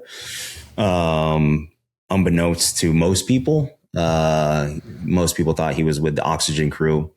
But I was actually in the background doing a lot of the stuff. I used to be known like 8 years ago as kind of I was the side chick coach, because there was a lot of talk about me, and a lot of people thought, they used to say I used to give people DMP. I've never used DMP on one person. But that was kind of the going around. I have no idea how it got out, but they would say he just gives people rat poison and this and that. It was hilarious. But, so I was the side chick coach. So I would come in, but they'd slide into my DMs. They're like, dude, what are you doing, man? Like, can you help me out? And so I peaked him, and we were able to land a bunch of pro wins, and just his body responded very, very well to the things that we did. I took a guy in 2019 when he came to me in April. He was like 210 pounds, just looked like a normal gym goer. And then, so April to July, he did a local Muscle Beach contest show. Casey Castro is his name. He won that show, went to the USAs as a light heavyweight. He was 197 on stage, got 3rd. And then we did the nationals in November, and he was 218, and he turned pro as a heavyweight. So it was pretty crazy to see, that he jumped a whole weight class from July USAs, and he was peeled out of his mind. I mean, just insanely conditioned. So, but I got a lot, dude. I got a lot. Robert Timms, 2021, he won the Texas Pro Show. I sent you a couple peaks earlier today just to kind of give you a rundown. Sadiq Hadzovic prepped him in 2017. It's the most conditioned he's ever been, I believe. A lot of people believe. People think that's where carrot cake technology started, because I actually gave him carrot cake on that prep, but I was doing that in 2004 myself. And I actually learned that from CJ. CJ's, she's unfortunately no longer here, but she's been around forever. She made all the posing trunks in the early 2000s, CJ Elite suits. And she actually taught me that when I was 15. So that's still a mystery to a lot of people. Why do you do that? There's definitely reasons why, but that got a lot of popularity with Sadiq, and he definitely stepped on stage at his most conditioned. There's a lot that stand out. But Alexis, for some reason, maybe it's the story that really kind of resonates. Yeah.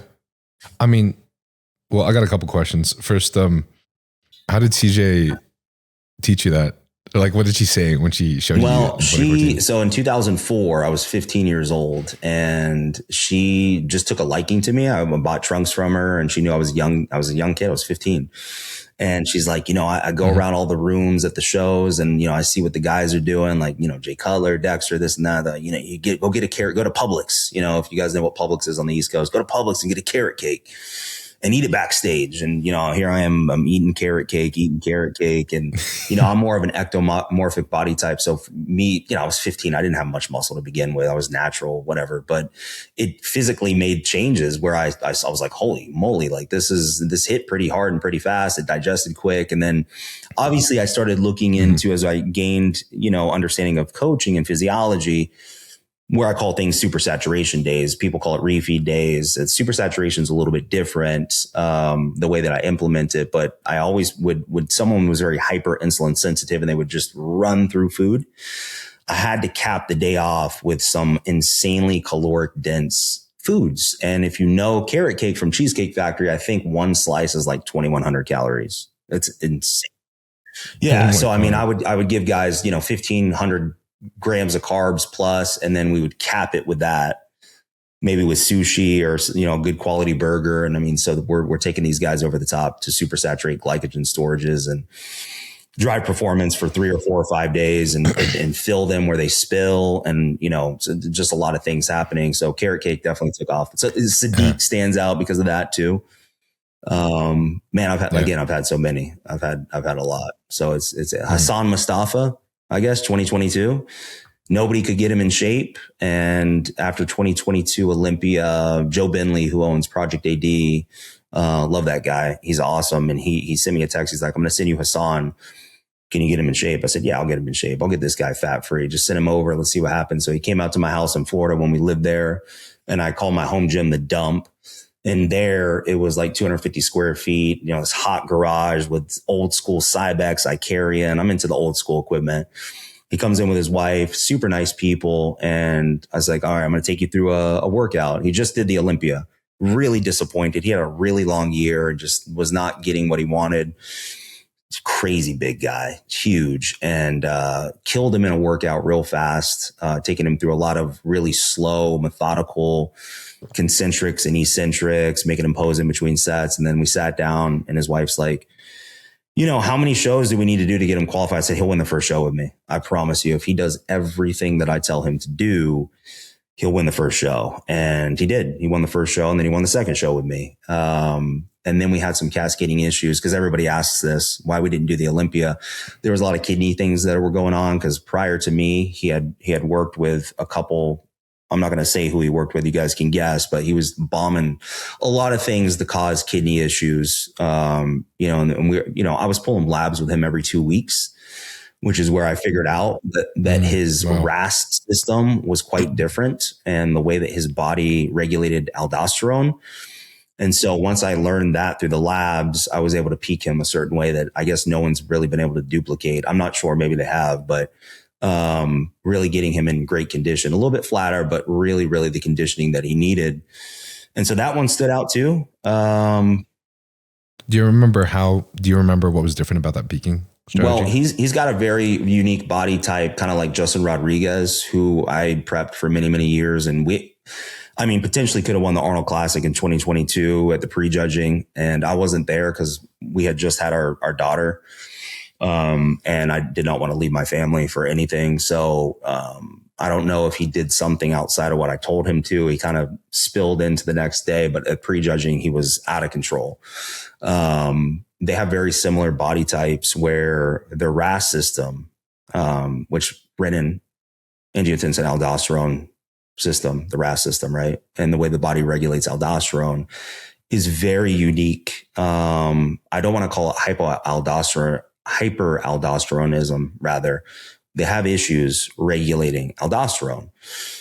And I found that out through blood work, and I was able to kind of grasp and understand, because everyone wants to know what the secret sauce is. Now, I push my guys a lot when I coached them to get in shape. So I really dug Hassan hard. But what do we do when we give him a high carb day that's 300 grams of carbs and he gains 11 pounds the next day?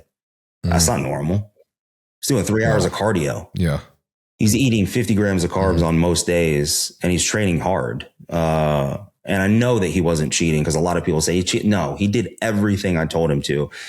It's understanding that the way the body is able to balance minerals and electrolytes and learning how to do that and bring in the carbohydrates at the same time without creating the adaptation of having that dysregulation of the RAAS system, where once the carbs come in, then the body just retains. It just retains. So put it in simple terms, in layman's terms for people. So what I had to do was come in and learn how to balance it through different mechanisms of balancing sodium and potassium. So a really extreme potassium to sodium ratio, the sodium potassium pump, and bringing in certain things to drive down aldosterone. If you guys know anything what I'm talking about, spirulactone, aldactone, I'm not a huge fan of it, but in these cases, it paid off. And I was able to do it while balancing sodium and potassium in a really specific way without pushing hyperkalemia issues. And when I carved him up for the first show, I took him to, 400 grams of carbs. He lost weight because I was doing this.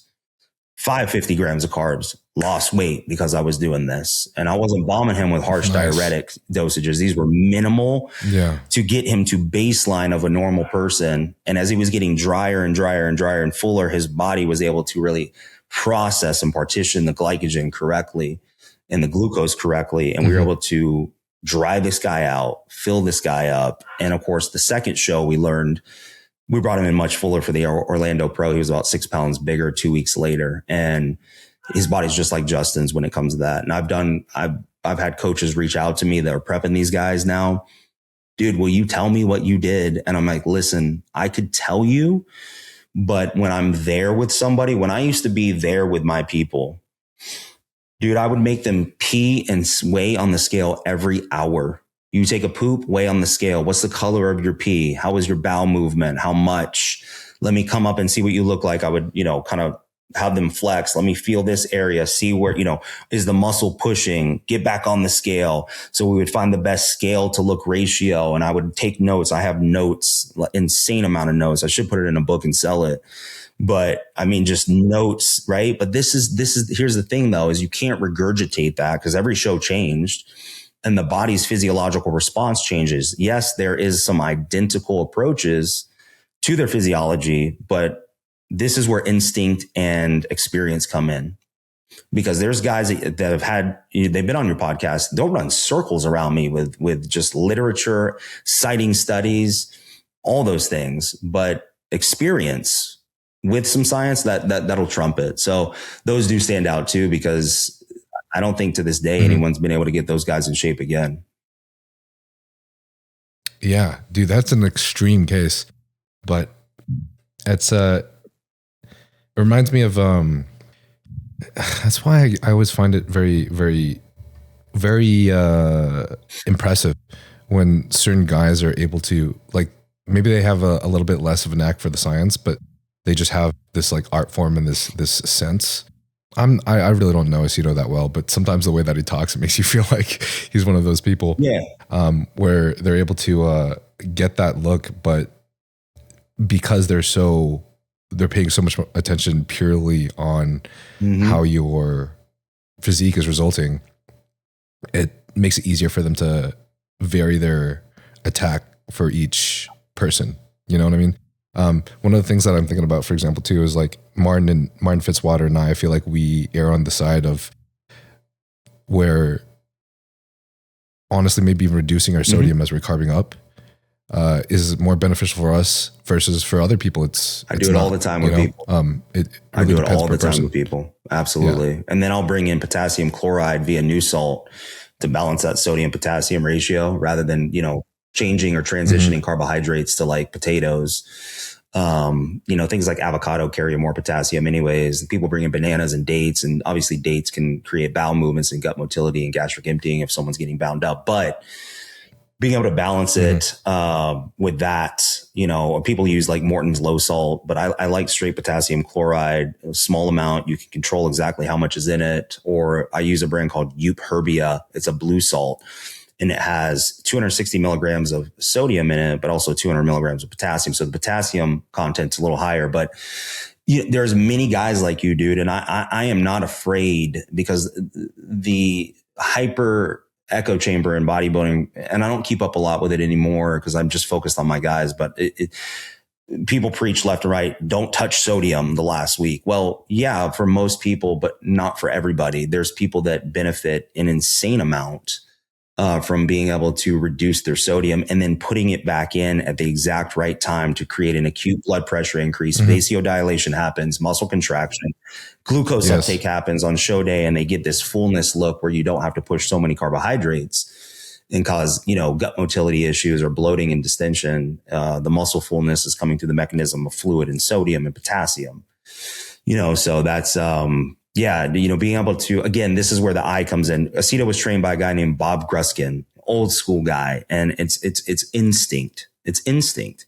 And it's, Aceto is someone that I used to look up to a lot because I was a huge Cutler fan. So that was his original coach. And I remember watching the DVD or the VHS, A Cut Above. And I remember him sitting in Aceto's apartment, and Jay was talking about his hunger not being high. And Aceto's like, you know, are you pulling your sodium on your high carb day? He's like, just keep your sodium in. Maybe that's affecting your appetite. And I picked that up when I was a teenager. I was like, what?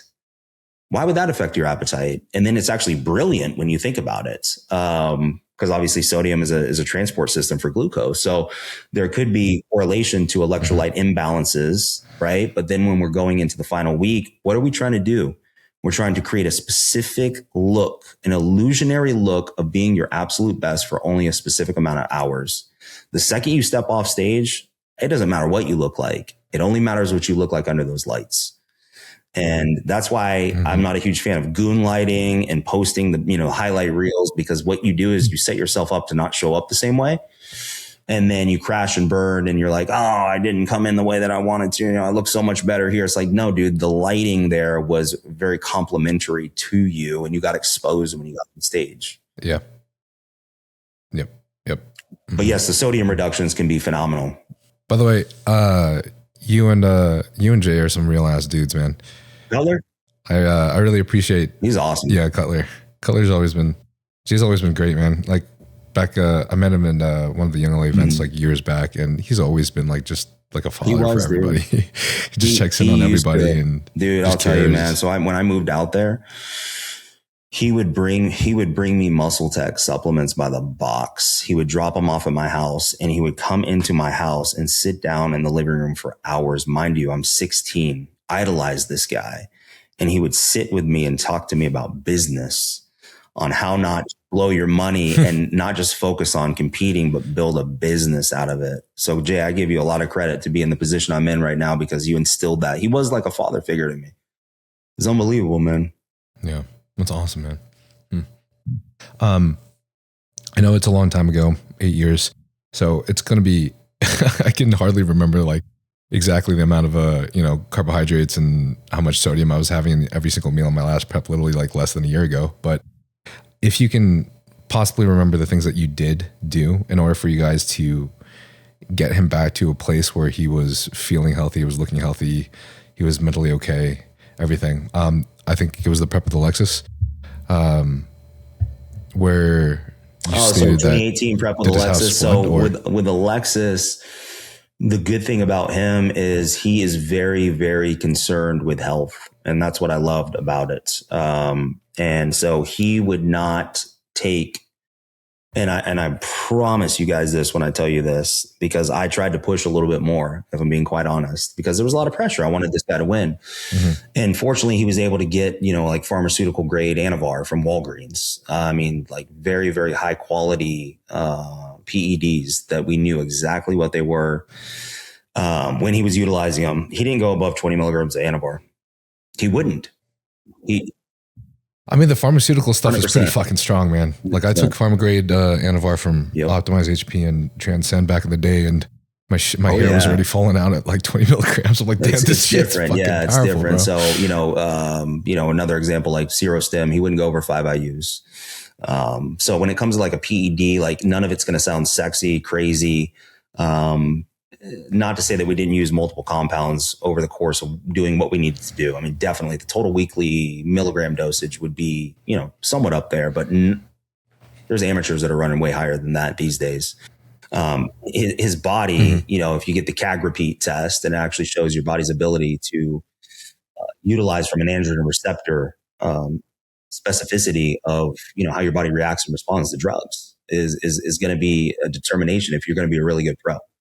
And if you actually get side effects or not, that's going to determine a lot, right? Genetics, again, being the gun, lifestyle pulls the trigger, and guys that are able to respond great to it without, with minimal side effects usually have an incredible chance of doing very, very well. Listen, don't hear what I'm not saying. Training has to be there, nutrition, everything. The dude was so strict. Like he cut his asparagus. It had to be cut a certain way. Like tiny little pieces. I remember one time when we were in Vancouver and I'm like, let me cook your meal for you. He's like, no, you won't cut the asparagus right. So he was just super methodical. But how we got him back on track was we went through like a 12-week growth phase. where we were pushing his body weight up. And I think we got as high as like 275, 280. And there was days that he was eating, 2000 grams of carbs. And so we were really pushing the food, pushing the training. And then we went into the process of recomping, which went into obviously naturally a contest prep. And he was getting labs every 4 weeks. He was very, very intentional about getting labs, keeping an eye on everything, from ApoB, LDL particle size, homocysteine, high sensitivity CRP, HOMO-IR, Glyce A wasn't around back then, but HbA1c, all these things, right? We were watching everything. We were watching GGT, ALP, AST, ALT, all the liver markers, cystatin C. So we're making sure that everything was firing correctly. And his body just, because his blood work was almost pristine the whole time, we know that a body that's functioning internally correctly is going to look much better externally because it's not fighting against your physiology. It's working with you. Every energy substrate is working together as one. That symphony, that synchrony, that co-synergistic collaborative response, everything is where it needs to be. So once we went through the contest prep, I was able to get him to a point where he was doing probably, no lie, 2 supersaturation days a week. And that would consist of like 1,000 grams of carbs. And then we'd cap them off with like low fat pancakes, burgers, carrot cakes, sushi. And we were rolling that into the prep. I think his last high refeed supersaturation day was like 10 days out. And then when I started kind of linear loading him, titrating him up, this guy he was losing like crazy. And I couldn't keep it on him. That was the first show. And he was a little flat in the prejudging. That's probably why they didn't give him, even though the show was, 50% of it was at finals. We fixed that for Tampa, but man, just seeing the body take off the way that it did is incredible. He actually lived with me and my wife for like 2 weeks. God bless him. That was a tough 2 weeks for me and my wife. Love him to death. He's like a family member, but we weren't competing anymore. My wife is a pro. She turned pro in 2016 women's league. She won the universe overall, and she stopped competing after that. So we're not competing anymore, and we're with this guy, and it's he's like a little brother to us, and being able to see him every day. But it was definitely interesting to be able to watch a body progress as fast as it did. And again, genetic disposition, his body's ability to be able to uptake all the nutrients, all the training, look at the weights essentially and grow. That's the deep stuff right there. Mm-hmm. Was there anything that you guys ended up attacking psychologically in regards to the stress that he had endured beforehand? I guess with all the crazy stuff going on. Yeah. I mean, Alexis struggled with a lot of self-doubt.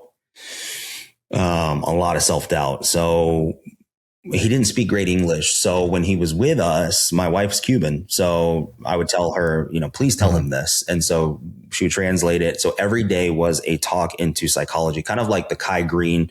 If you ever go back and watch Raising the Bar, Kai Green, the one where, Mike Pulcinella goes out to Vegas, 2009 Olympia.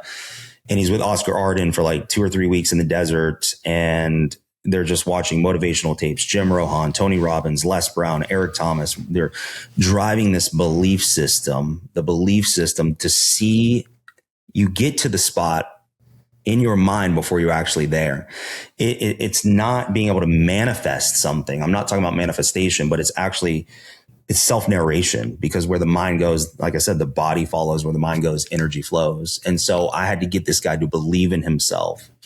That, we had to change the way that he was talking to himself every day in self-narration, that when we got backstage at Tampa and he knew that Sergio Oliva jumped into the show last minute, who just did Chicago Pro, and that was a stacked Tampa Pro. I knew at that point, before he stepped on stage, he was ready to win, because I made him believe in himself so much and what we were doing as a team, that he was ready to win. And that's why I tell all guys, I do a lot of mentorships with coaches and other athletes. Like when you go backstage at a show, your environment to your nervous system matters so much. I tell people, go straight to a corner, find it, turn your chair around, face the wall. Don't look at anybody. Put your headphones on and close your eyes. It does not matter what other people look like. I like that. Because you can be at tanning, and you're looking at these guys like, oh my gosh, I'm going to get killed. And then you actually win the show. Yeah. You know, because you always see everybody that looks better than you are. It's the body dysmorphia. It's a classic bodybuilding mindset, right? For sure. But I have to get someone's mindset there before they're actually in the win and you know, standing in the middle with their arms raised in victory. In their mind, they have to already be there. Why am I doing every rep, set, meal, posing? You know, it's for a purpose. And I have to have that self-belief that where my mind takes me, my body will follow. And that doesn't necessarily mean you're going to win every time, but your body will respond a whole lot better to peaking and drying out and sleeping the night before. That's for sure. So a lot of those practices. Yeah. Okay. Awesome. Last random question before we jump to the audience Q&A, but I was thinking about this because you were mentioning a lot of these protocols for risk management and obviously managing your stress levels too. And you mentioned equipoise, GABA. The GABAergic system. Are there any other compounds that you have been wary of over the years for? I mean, well, EQ can attack the renal function, of course. We know that. And a lot of people believe it crushes their estrogen, but it works through the E1. I'm sure you guys have already talked about the estrone pathway, which can, you know, substantially reduce E2, right? So those are small things. But like from a neurological standpoint, 19 NORs for most people, like MPP, most people feel like crap on it, and they think they're going to feel great because they get that lubrication in the joints, right? A lot of people on DECA, but people are like, I don't like DECA, so I'm going to take MPP. Obviously, it's a lot faster acting. It can be in and out of the system. 19 NORs just flatten people from a dopaminergic standpoint, you know, for the most part. And, you know, some people do great on it. So I think when it comes down to compounds, it's like with anything, it's pharmacokinetics. You have to see lined up with genetic disposition. You know, if you're anxiety driven or you have like bipolar symptoms, you should not be taking like alpha yohimbine or yohimbine. That's going to make you more anxiety driven. So there's like certain areas you can't go to. And you got to be very leery and watch what works for your physiology. So I don't treat it like as a blanket answer. I always go with what the person works best off based off their biological, physiological feedback. If someone is not able to sleep on trend, guess what? That comes out. Now with GABA, you know, depletion, you can supplement GABA. Why not just remove the compound though? Because there's so many other things, low hanging fruit variables. And if we have everything, by the way, in alignment with their microbial health, with their sleep, with everything internally, their body's going to respond better to everything they're utilizing. And of course, stacking that with the right nutritional micronutrient diversification, commensal bacteria, we're keeping the opportunistic bacteria out. There's no overgrowth. Again, you are only what you eat and digest. So a lot of guys miss nutrient profiles and diversification because they're not even digesting the food properly into the cell. You know, so it's very important that all those things work together. Then you stack the PEDs on top and guess what? It works. And it works so much better. But what's the easiest thing we do as men, as bodybuilders? Oh, let me add this in. Let me add that in. Let me add this in. You know what I mean? So it's like, let's go one thing at a time. You know what I mean? So it really just depends. It's hard to say that there's a blanket answer. I think there's a time and a place, depending on where you're at. If we're talking about competitive bodybuilding on a pro level, to utilize specific compounds, you know, and push it at the end too. You know, I'm not going to be afraid. Well, when I really was at a higher level of coaching pros, I wasn't afraid at the end to really push estrogen low the last week.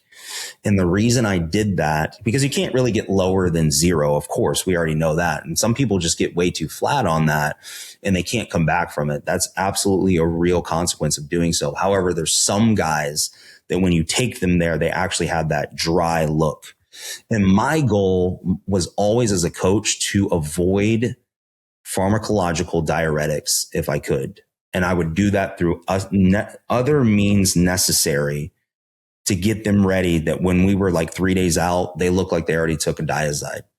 You know, and that way I can just literally load them, cruise them into the show, pull some variables, and they're ready to rock on show day. And if we did have to use, a combination like a diazide that has the hydrochlorothiazide, triamterene, so it's potassium sparing. I mean, I was using like a quarter or 1/8.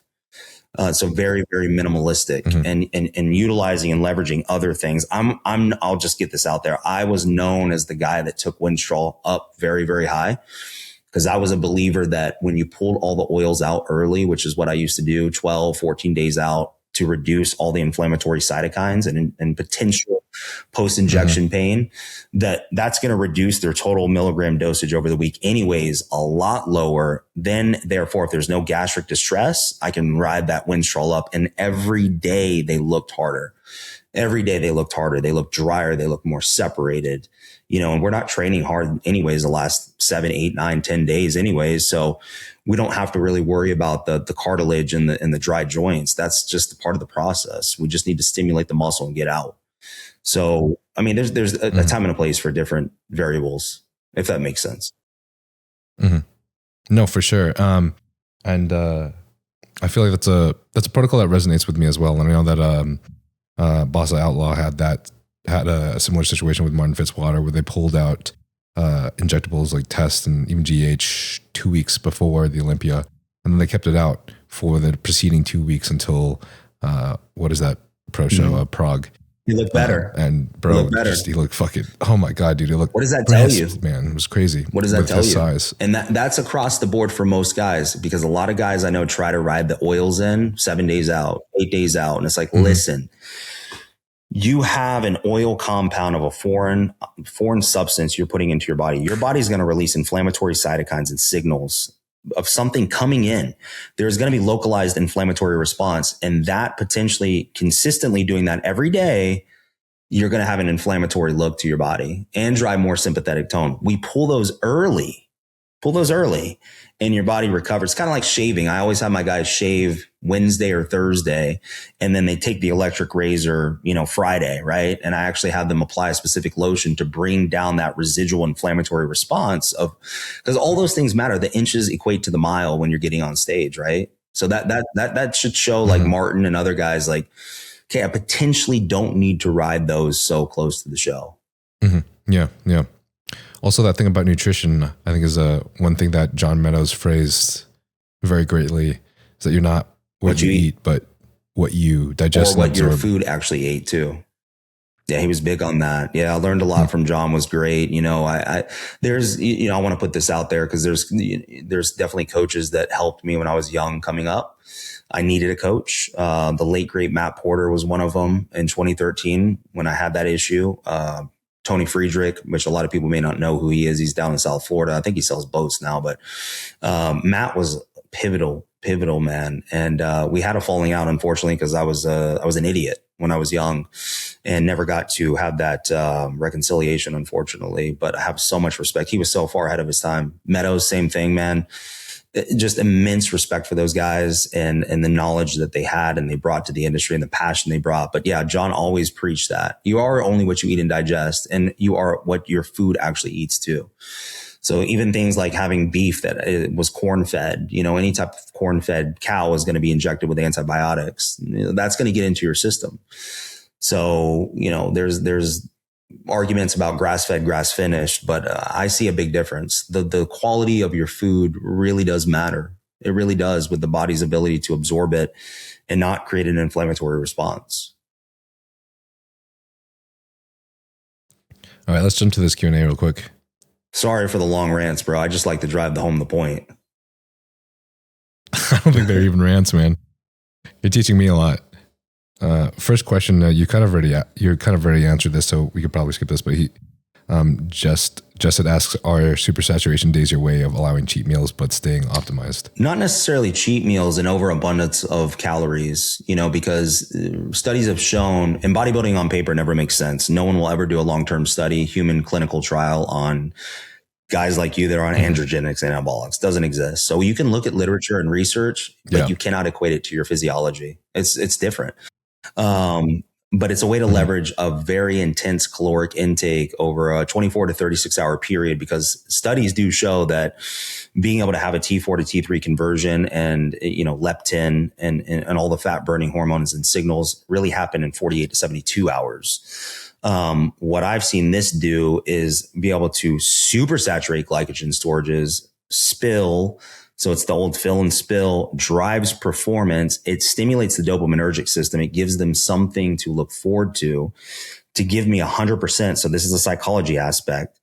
Not that I believe in like babying people because you do what you have to do to get in shape. Period, point blank. If you don't get a cheat meal for 30 weeks, you don't get a cheat meal. Suck it up. You chose to do this. But if it's there, they know it's there. So they're going to do everything they can during the week time to adhere to the program. But we're getting a drive in performance for 3, 4, 5 days. And then how I figure out physiologically to either increase it, keep the same, or decrease is how long does it take them to return back to baseline? So if I give someone a refeed supersaturation day, I want them to be at baseline or lower within 72 hours. If it takes 5 days, we overshot it too much, more than likely. Not always the case, but more times than not. So it's a way to leverage in a very high caloric surplus with very calorie dense foods. Gotcha. Jim in Progress asks, thoughts on using T3 and Clen at higher body fat percentage? Oh, for cutting, not prep?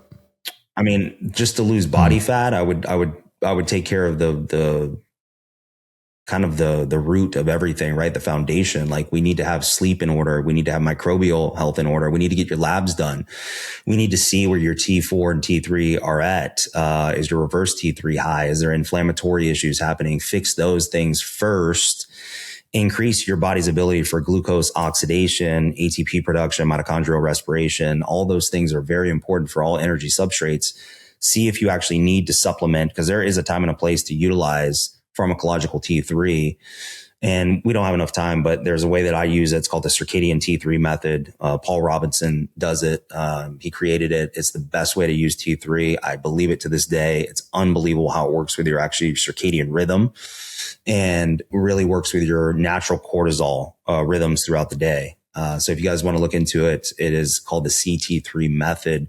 So there is a time and a place to utilize it, but I wouldn't even dig into that because it's kind of like, how fast can I get there? Right. So let's get into the nutrition. Let's get into the cardio. Let's get into the output. Let's be consistent, get to a specific level of body fat. Because if we're talking like 20% body fat, why? You know, if you're talking about the start of a prep, now sometimes I'll start running and gunning right out the gate with guys. You know, I want to get them ahead to stay ahead. And when they have, potentially a lot of fat that we're working with, rather than waiting for 6 weeks out. Cause a lot of coaches wait. I don't want to add this until 6 weeks out, or we got to make sure we pull this lever before we add this. And it's like, why not do it earlier? Get them in shape and then be able to slow cardio, slow stimulants, keep training performance up, work on parasympathetic, getting proper sleep. And guess what? The body works way better. Cause if your guy's behind because you waited, he's stressed and you're stressed, and then you're pushed until the very end and you don't even know if you're going to make it. So I would wait till you get to a specific level of body fat and then possibly implementing those things in if they're needed. And they're not always needed. Yeah. When I was working with Patrick Tora too, he also did the same similar situations where we were pushing really hard in the beginning. But it really made everything, it made the coasting feel nice towards the end, for sure. Absolutely. Which helped a lot. There's a lot of good questions that are similar to things that we've discussed. People have been watching a lot of your stuff and following your content.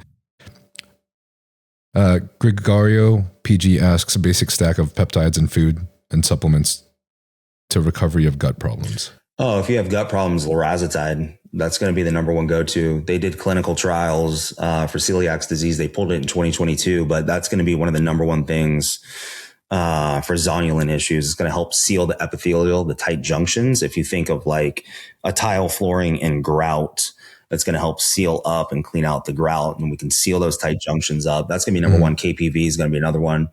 BPC 157, obviously, those are all low hanging fruits. Zinc harnessing. I created a supplement called Gut Revival, and that there's not one product on the market like that because it has Pre4Pro in it, which is it's the leading technology in prebiotics and works in bacteriophages, and those phages are at clinical 15 milligram dosage. It works in an hour. And it helps get the bad microbes out to reestablish commensal bacteria. It also has resistant starches. It has slippery elm, marshmallow root, ginger. So we have prokinetics in there, glutamine, of course. So it's got a lot of stuff. A lot of people go straight to probiotics. One of the worst things you can do. Number one, a lot of them are not living when they're delivered unless they're soil-based organisms. You can get that through fermented foods. Unless you have a histamine intolerance, but for fermented foods, it's going to really be able to help establish that commensal bacteria and develop more akkermansia, which is, responsible for GLP-1. So, making sure you have diversification of nutrient profile is very, very important. Colorful foods that digest. If you're in a flare, you go with a John Kemper low residue rice diet. It's very bland, very simple. Protein is lower. You're increasing your collagen, gelatin, glycine ratio because muscle meats carry a lot of methionine, cysteine, and tryptophan. And that can cause intestinal permeability when there's a dysregulation with glycine, collagen, and gelatin. That's going to help seal those tight junctions too. Bone broth. So getting in just kind of some low hanging fruits with the peptides, box breathing before meals, making sure you don't have hypochlorhydria, low stomach acid, proper bile flow. So I'm big on Swedish bitters, 15 minutes before meals. Apple cider vinegar tablets if you can't drink, because if people have like an irritated esophagus or you have any type of ulcers, that's going to tear you up. But the capsules, obviously, with the mother are going to break apart a little bit lower end, help create and stimulate some of that stomach acid. Betaine hydrochloride is great, but if you're, suffering from issues with H. pylori and things like that, you got to clear that stuff out first.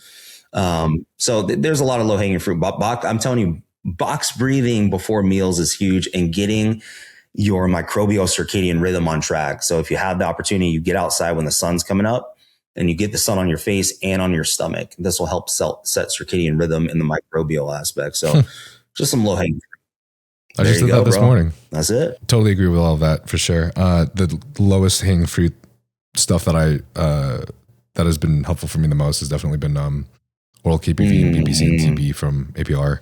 And then some fermented food like sauerkraut in the fridge. And for me, since I don't have H. pylori, betaine HCl has been incredibly helpful for me, because getting as much protein as I need to is probably the hardest factor. And where if I don't, there's a lot of buildup, and that causes issues, especially before sleep. Low hanging fruit to test if you have low stomach acid is you do the sodium bicarbonate test. You wake up on an empty stomach, you put a teaspoon of sodium bicarbonate in water, you drink it. If you don't burp within 3 to 5 minutes, you have almost no stomach acid.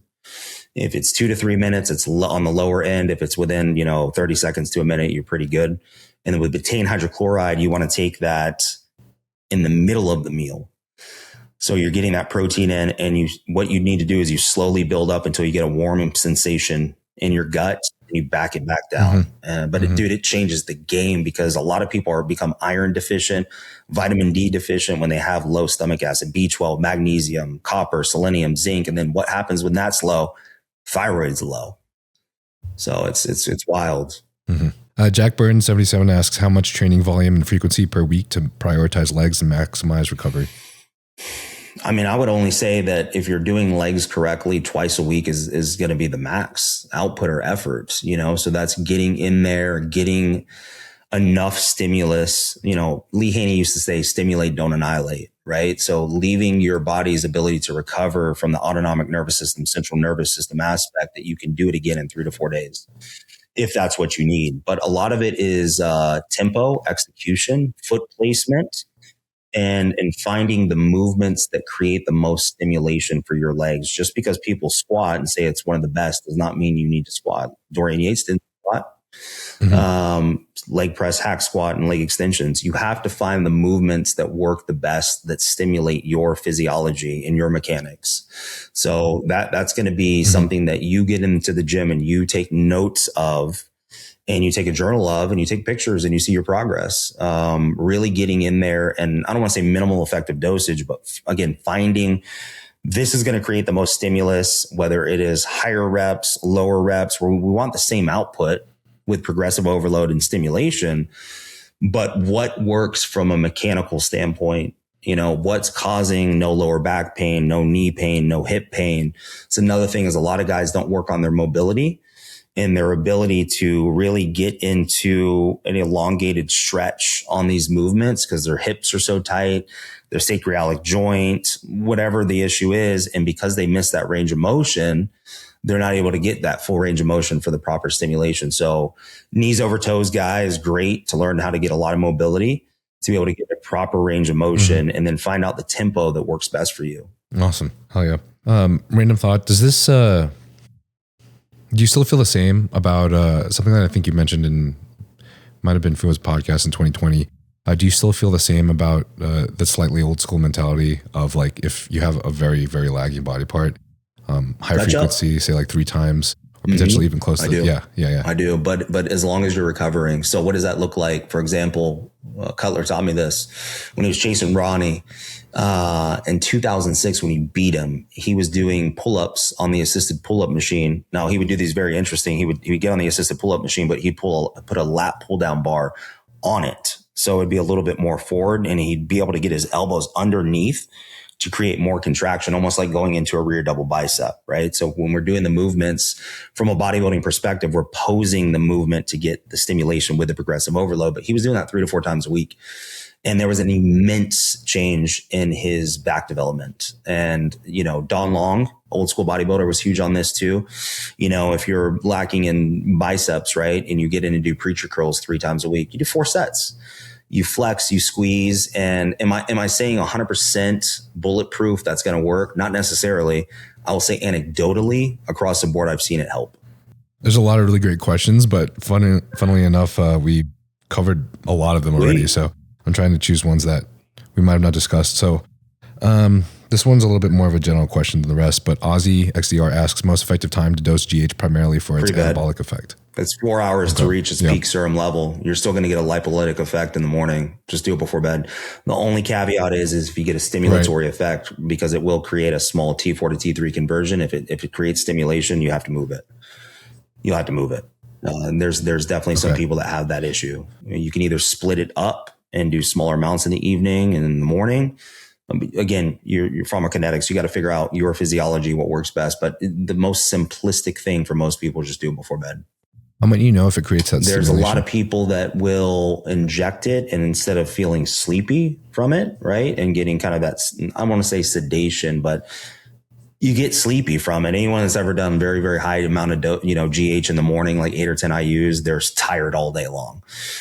So if you get that, you're good to go. If you are like this and you're like, whoa, I'm feeling stimulated, that's immediately, that's, and obviously don't do it off of one day. If it happens like a couple nights in a row, 3 nights, 4 nights in a row, I would definitely move it.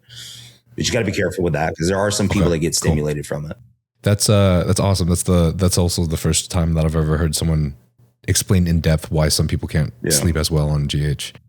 I had this discussion with Phil Viz and Mike Metzger, and we had no clue. That's my hypothesis. Like that's my hypothesis. I mean, obviously those guys are probably way more intelligent than me, but that's my hypothesis and what I've seen with people from a physiological response. And so we just move it around and we figure it out. And sometimes we go to every other day dosing because that can reduce a lot of the side effects potentially as well. Mm-hmm. Cool. Milton Strong asks best ways and supplements to keep lipids in check and how to improve them if they're off. Cholesterol synthesis is going to happen through proper bile flow, first and foremost. So your bile production, bile acid conjugation has to happen properly. And that's the biggest thing is making sure that system is running correctly. TUDCA, ox bile if needed, N-acetylcysteine, glycine, those things are going to really help bile production, bile acid conjugation. Having enough fiber into your diet, of course, as well. A lot of people are not meeting the requirement with the RDA of 30, 35 grams of fiber and finding the right fiber. And then the balance throughout the day. That's the lowest hanging fruit for lipid management. Then you have things like bempedoic acid, ezetimibe. A lot of people have talked about ezetimibe. If you're having an issue with ApoE4 and you have the ability through insurance to get a PCSK9 inhibitor, Repatha, that's going to be the number one thing to drive those atherogenic particles down. It's a twice a month injection. It's expensive if you don't have insurance, but it is the most efficacious with the least amount of side effects. Then you have different things that you can get into. People always go to fish oil, but if it's rancid, it'll create something called lipid peroxidation. It will actually oxidize and create a lot more atherogenic particles too. And it'll really help with, or it will really damage the arterial flexibility, and you'll have arterial stiffness. And that's one of the worst things you can do to not have proper blood flow going throughout the body, because the heart has to work a lot harder from the aorta, which is why I use Connect QT. It shows your central blood pressure. It shows your augmentation rate, your sever percentage. Now, a lot of guys that are huge, I don't think they make a cuff yet. So hopefully they do. because that is the best blood pressure monitor, because it shows you all of those across the board. So you can really see where that's at. So you need to have flexible arteries. That's going to be one of those things. So that's why I use bioregulators like Ventfort is one of the best ones for arterial flexibility. So again, if you're getting fish oils, as long as it's tested, third-party tested, not rancid, phenomenal. Vitamin K2, MK4, MK7, I use concentrated K, tyrostilbene, polycosanol, sulforaphane is incredible as well. I mean, there's quite a bit, but also making sure that your diet is on point with micronutrient diversification, driving the right amount of fats. If you have ApoE4, saturated fats don't do as well with you. So, we stick to more of like a really good quality extra virgin olive oil, avocados, walnut butter, macadamia nut butter. I never go almond butter. I never go peanut butter. Those can have a lot of inflammatory effects on the body. And any time the body's under consistent inflammation, lipids will be skewed. So start with bile acid conjugation and making sure your bile acid, and that'll show you a lot on your labs with your GGT being at 15 or below. So just some numbers to put out there. Oh yeah. Awesome. That's why I advise a lot for guys to, if they don't have a good fish oil, just get Coastal's Finest fish oil. You can get it on Amazon in the bottle. And then as soon as you get it, just put it in the fridge. Also helps reduce the risk of oxidation since it's not being held as pills also. Or you can get algae-based fish oils if you have to as well. Yeah. There's a lot of great questions here. I feel like we've touched a bit on a lot of them though, so I'm trying to make sure that we make the best use of our time. This one's different. Vegeta Gaines asks, what would you recommend for a natty to get rid of back ass acne and gyno? Liver detoxification is going to be one of the first things you need to do. That's the buffer, the detergent, everything, bile flow into the gallbladder, and being able to have that detergent, having proper liver functionality. The biggest organ is going to be the skin, right? So anytime you have inflammatory issues or overgrowth, bacterial overgrowth, it usually comes through the skin, right? So whether it's a small intestinal bacterial overgrowth, which a lot of competitors have, overgrowth of hydrogen sulfide, it just depends on what's going on. I would tell people soak in an Epsom salt bath, get natural sunlight on your skin, make sure your vitamin D levels are correct on labs. You want to shoot around 50 to 70, and that ratio of active vitamin D 25-OH is actually the active vitamin D in your serum that's actually being used properly. Making sure you're not insulin resistant. Those all play a role in liver and functioning as your detergent for detoxifying all toxins and things that you don't want in your system. That's usually, and food sensitivities as well. A lot of guys are eating things that they have potential small allergic reactions to. And if you do that consistently day after day after day, you're usually going to have issues with an overload of toxicity, and it comes out in the skin a lot. Or there's a hormonal dysregulation, even though you're natural. Prepubescent gynecomastia. There's people that have, again, that slow COMT that we were talking about earlier, and just their estrogen metabolism so poor that higher estrogenic issues, which can lead to that as well. So there's potentially a lot of different things but I would attack the liver first. Gotcha. Bendel Fado asks, he says, can't wait for this one. Ricardo Silva 99 asks, can steroids and PEDs worsen inherited retinal diseases? Anything that's going to create a consistent issue with an overload of inflammatory response. And obviously, when you become insulin resistant, you're destroying beta cells. And so you're going to have issues with the beta cell production going down properly or being destroyed. That's very protective. And with vision, typically vision, a lot of people that have like eye floaters and issues with, I haven't eaten in a long time. So now my brain is starting to go, whoop. Glaucoma, right? A lot of times when we see glaucoma, we're seeing metabolic acidosis happening, so these people are pulling a lot of high glucose levels, destroying the beta cells, which will destroy the retina, and your vision will actually really go backwards. Or there's a micronutrient deficiency. A lot of times zinc, magnesium. So those substrates you're deficient in those things. And usually when you increase things like, vitamin A, which you can get in if you eat liver one time a week, you don't necessarily have to supplement with it. I'm a big proponent and believer in whole food micronutrient diversification to meet your requirements for vitamins and minerals and making sure that you're efficient in everything and not deficient. That usually improves it. Can steroids cause that? I mean, again, we're dealing with things that cause sympathetic drive, inflammatory cytokines. I will say that I have not seen that yet, anecdotally, personally, but there could be potential. I don't have the answer for that. I don't have the answer for that one. But I'll give you some caveats. Okay, gotcha. All right, we'll just do this last question. It's super easy. Man, there's a lot of good questions, man. Yeah, my brain's going down too, bro. You gotta catch it before it happens, man. I'll tell you. The dollar bill asks, how would you go on about optimizing on a budget? What are we optimizing? It doesn't say. Come on, boys, you got to be specific. If we're optimizing on a budget, sleep, number one, microbial health, they're going to go together too, of course.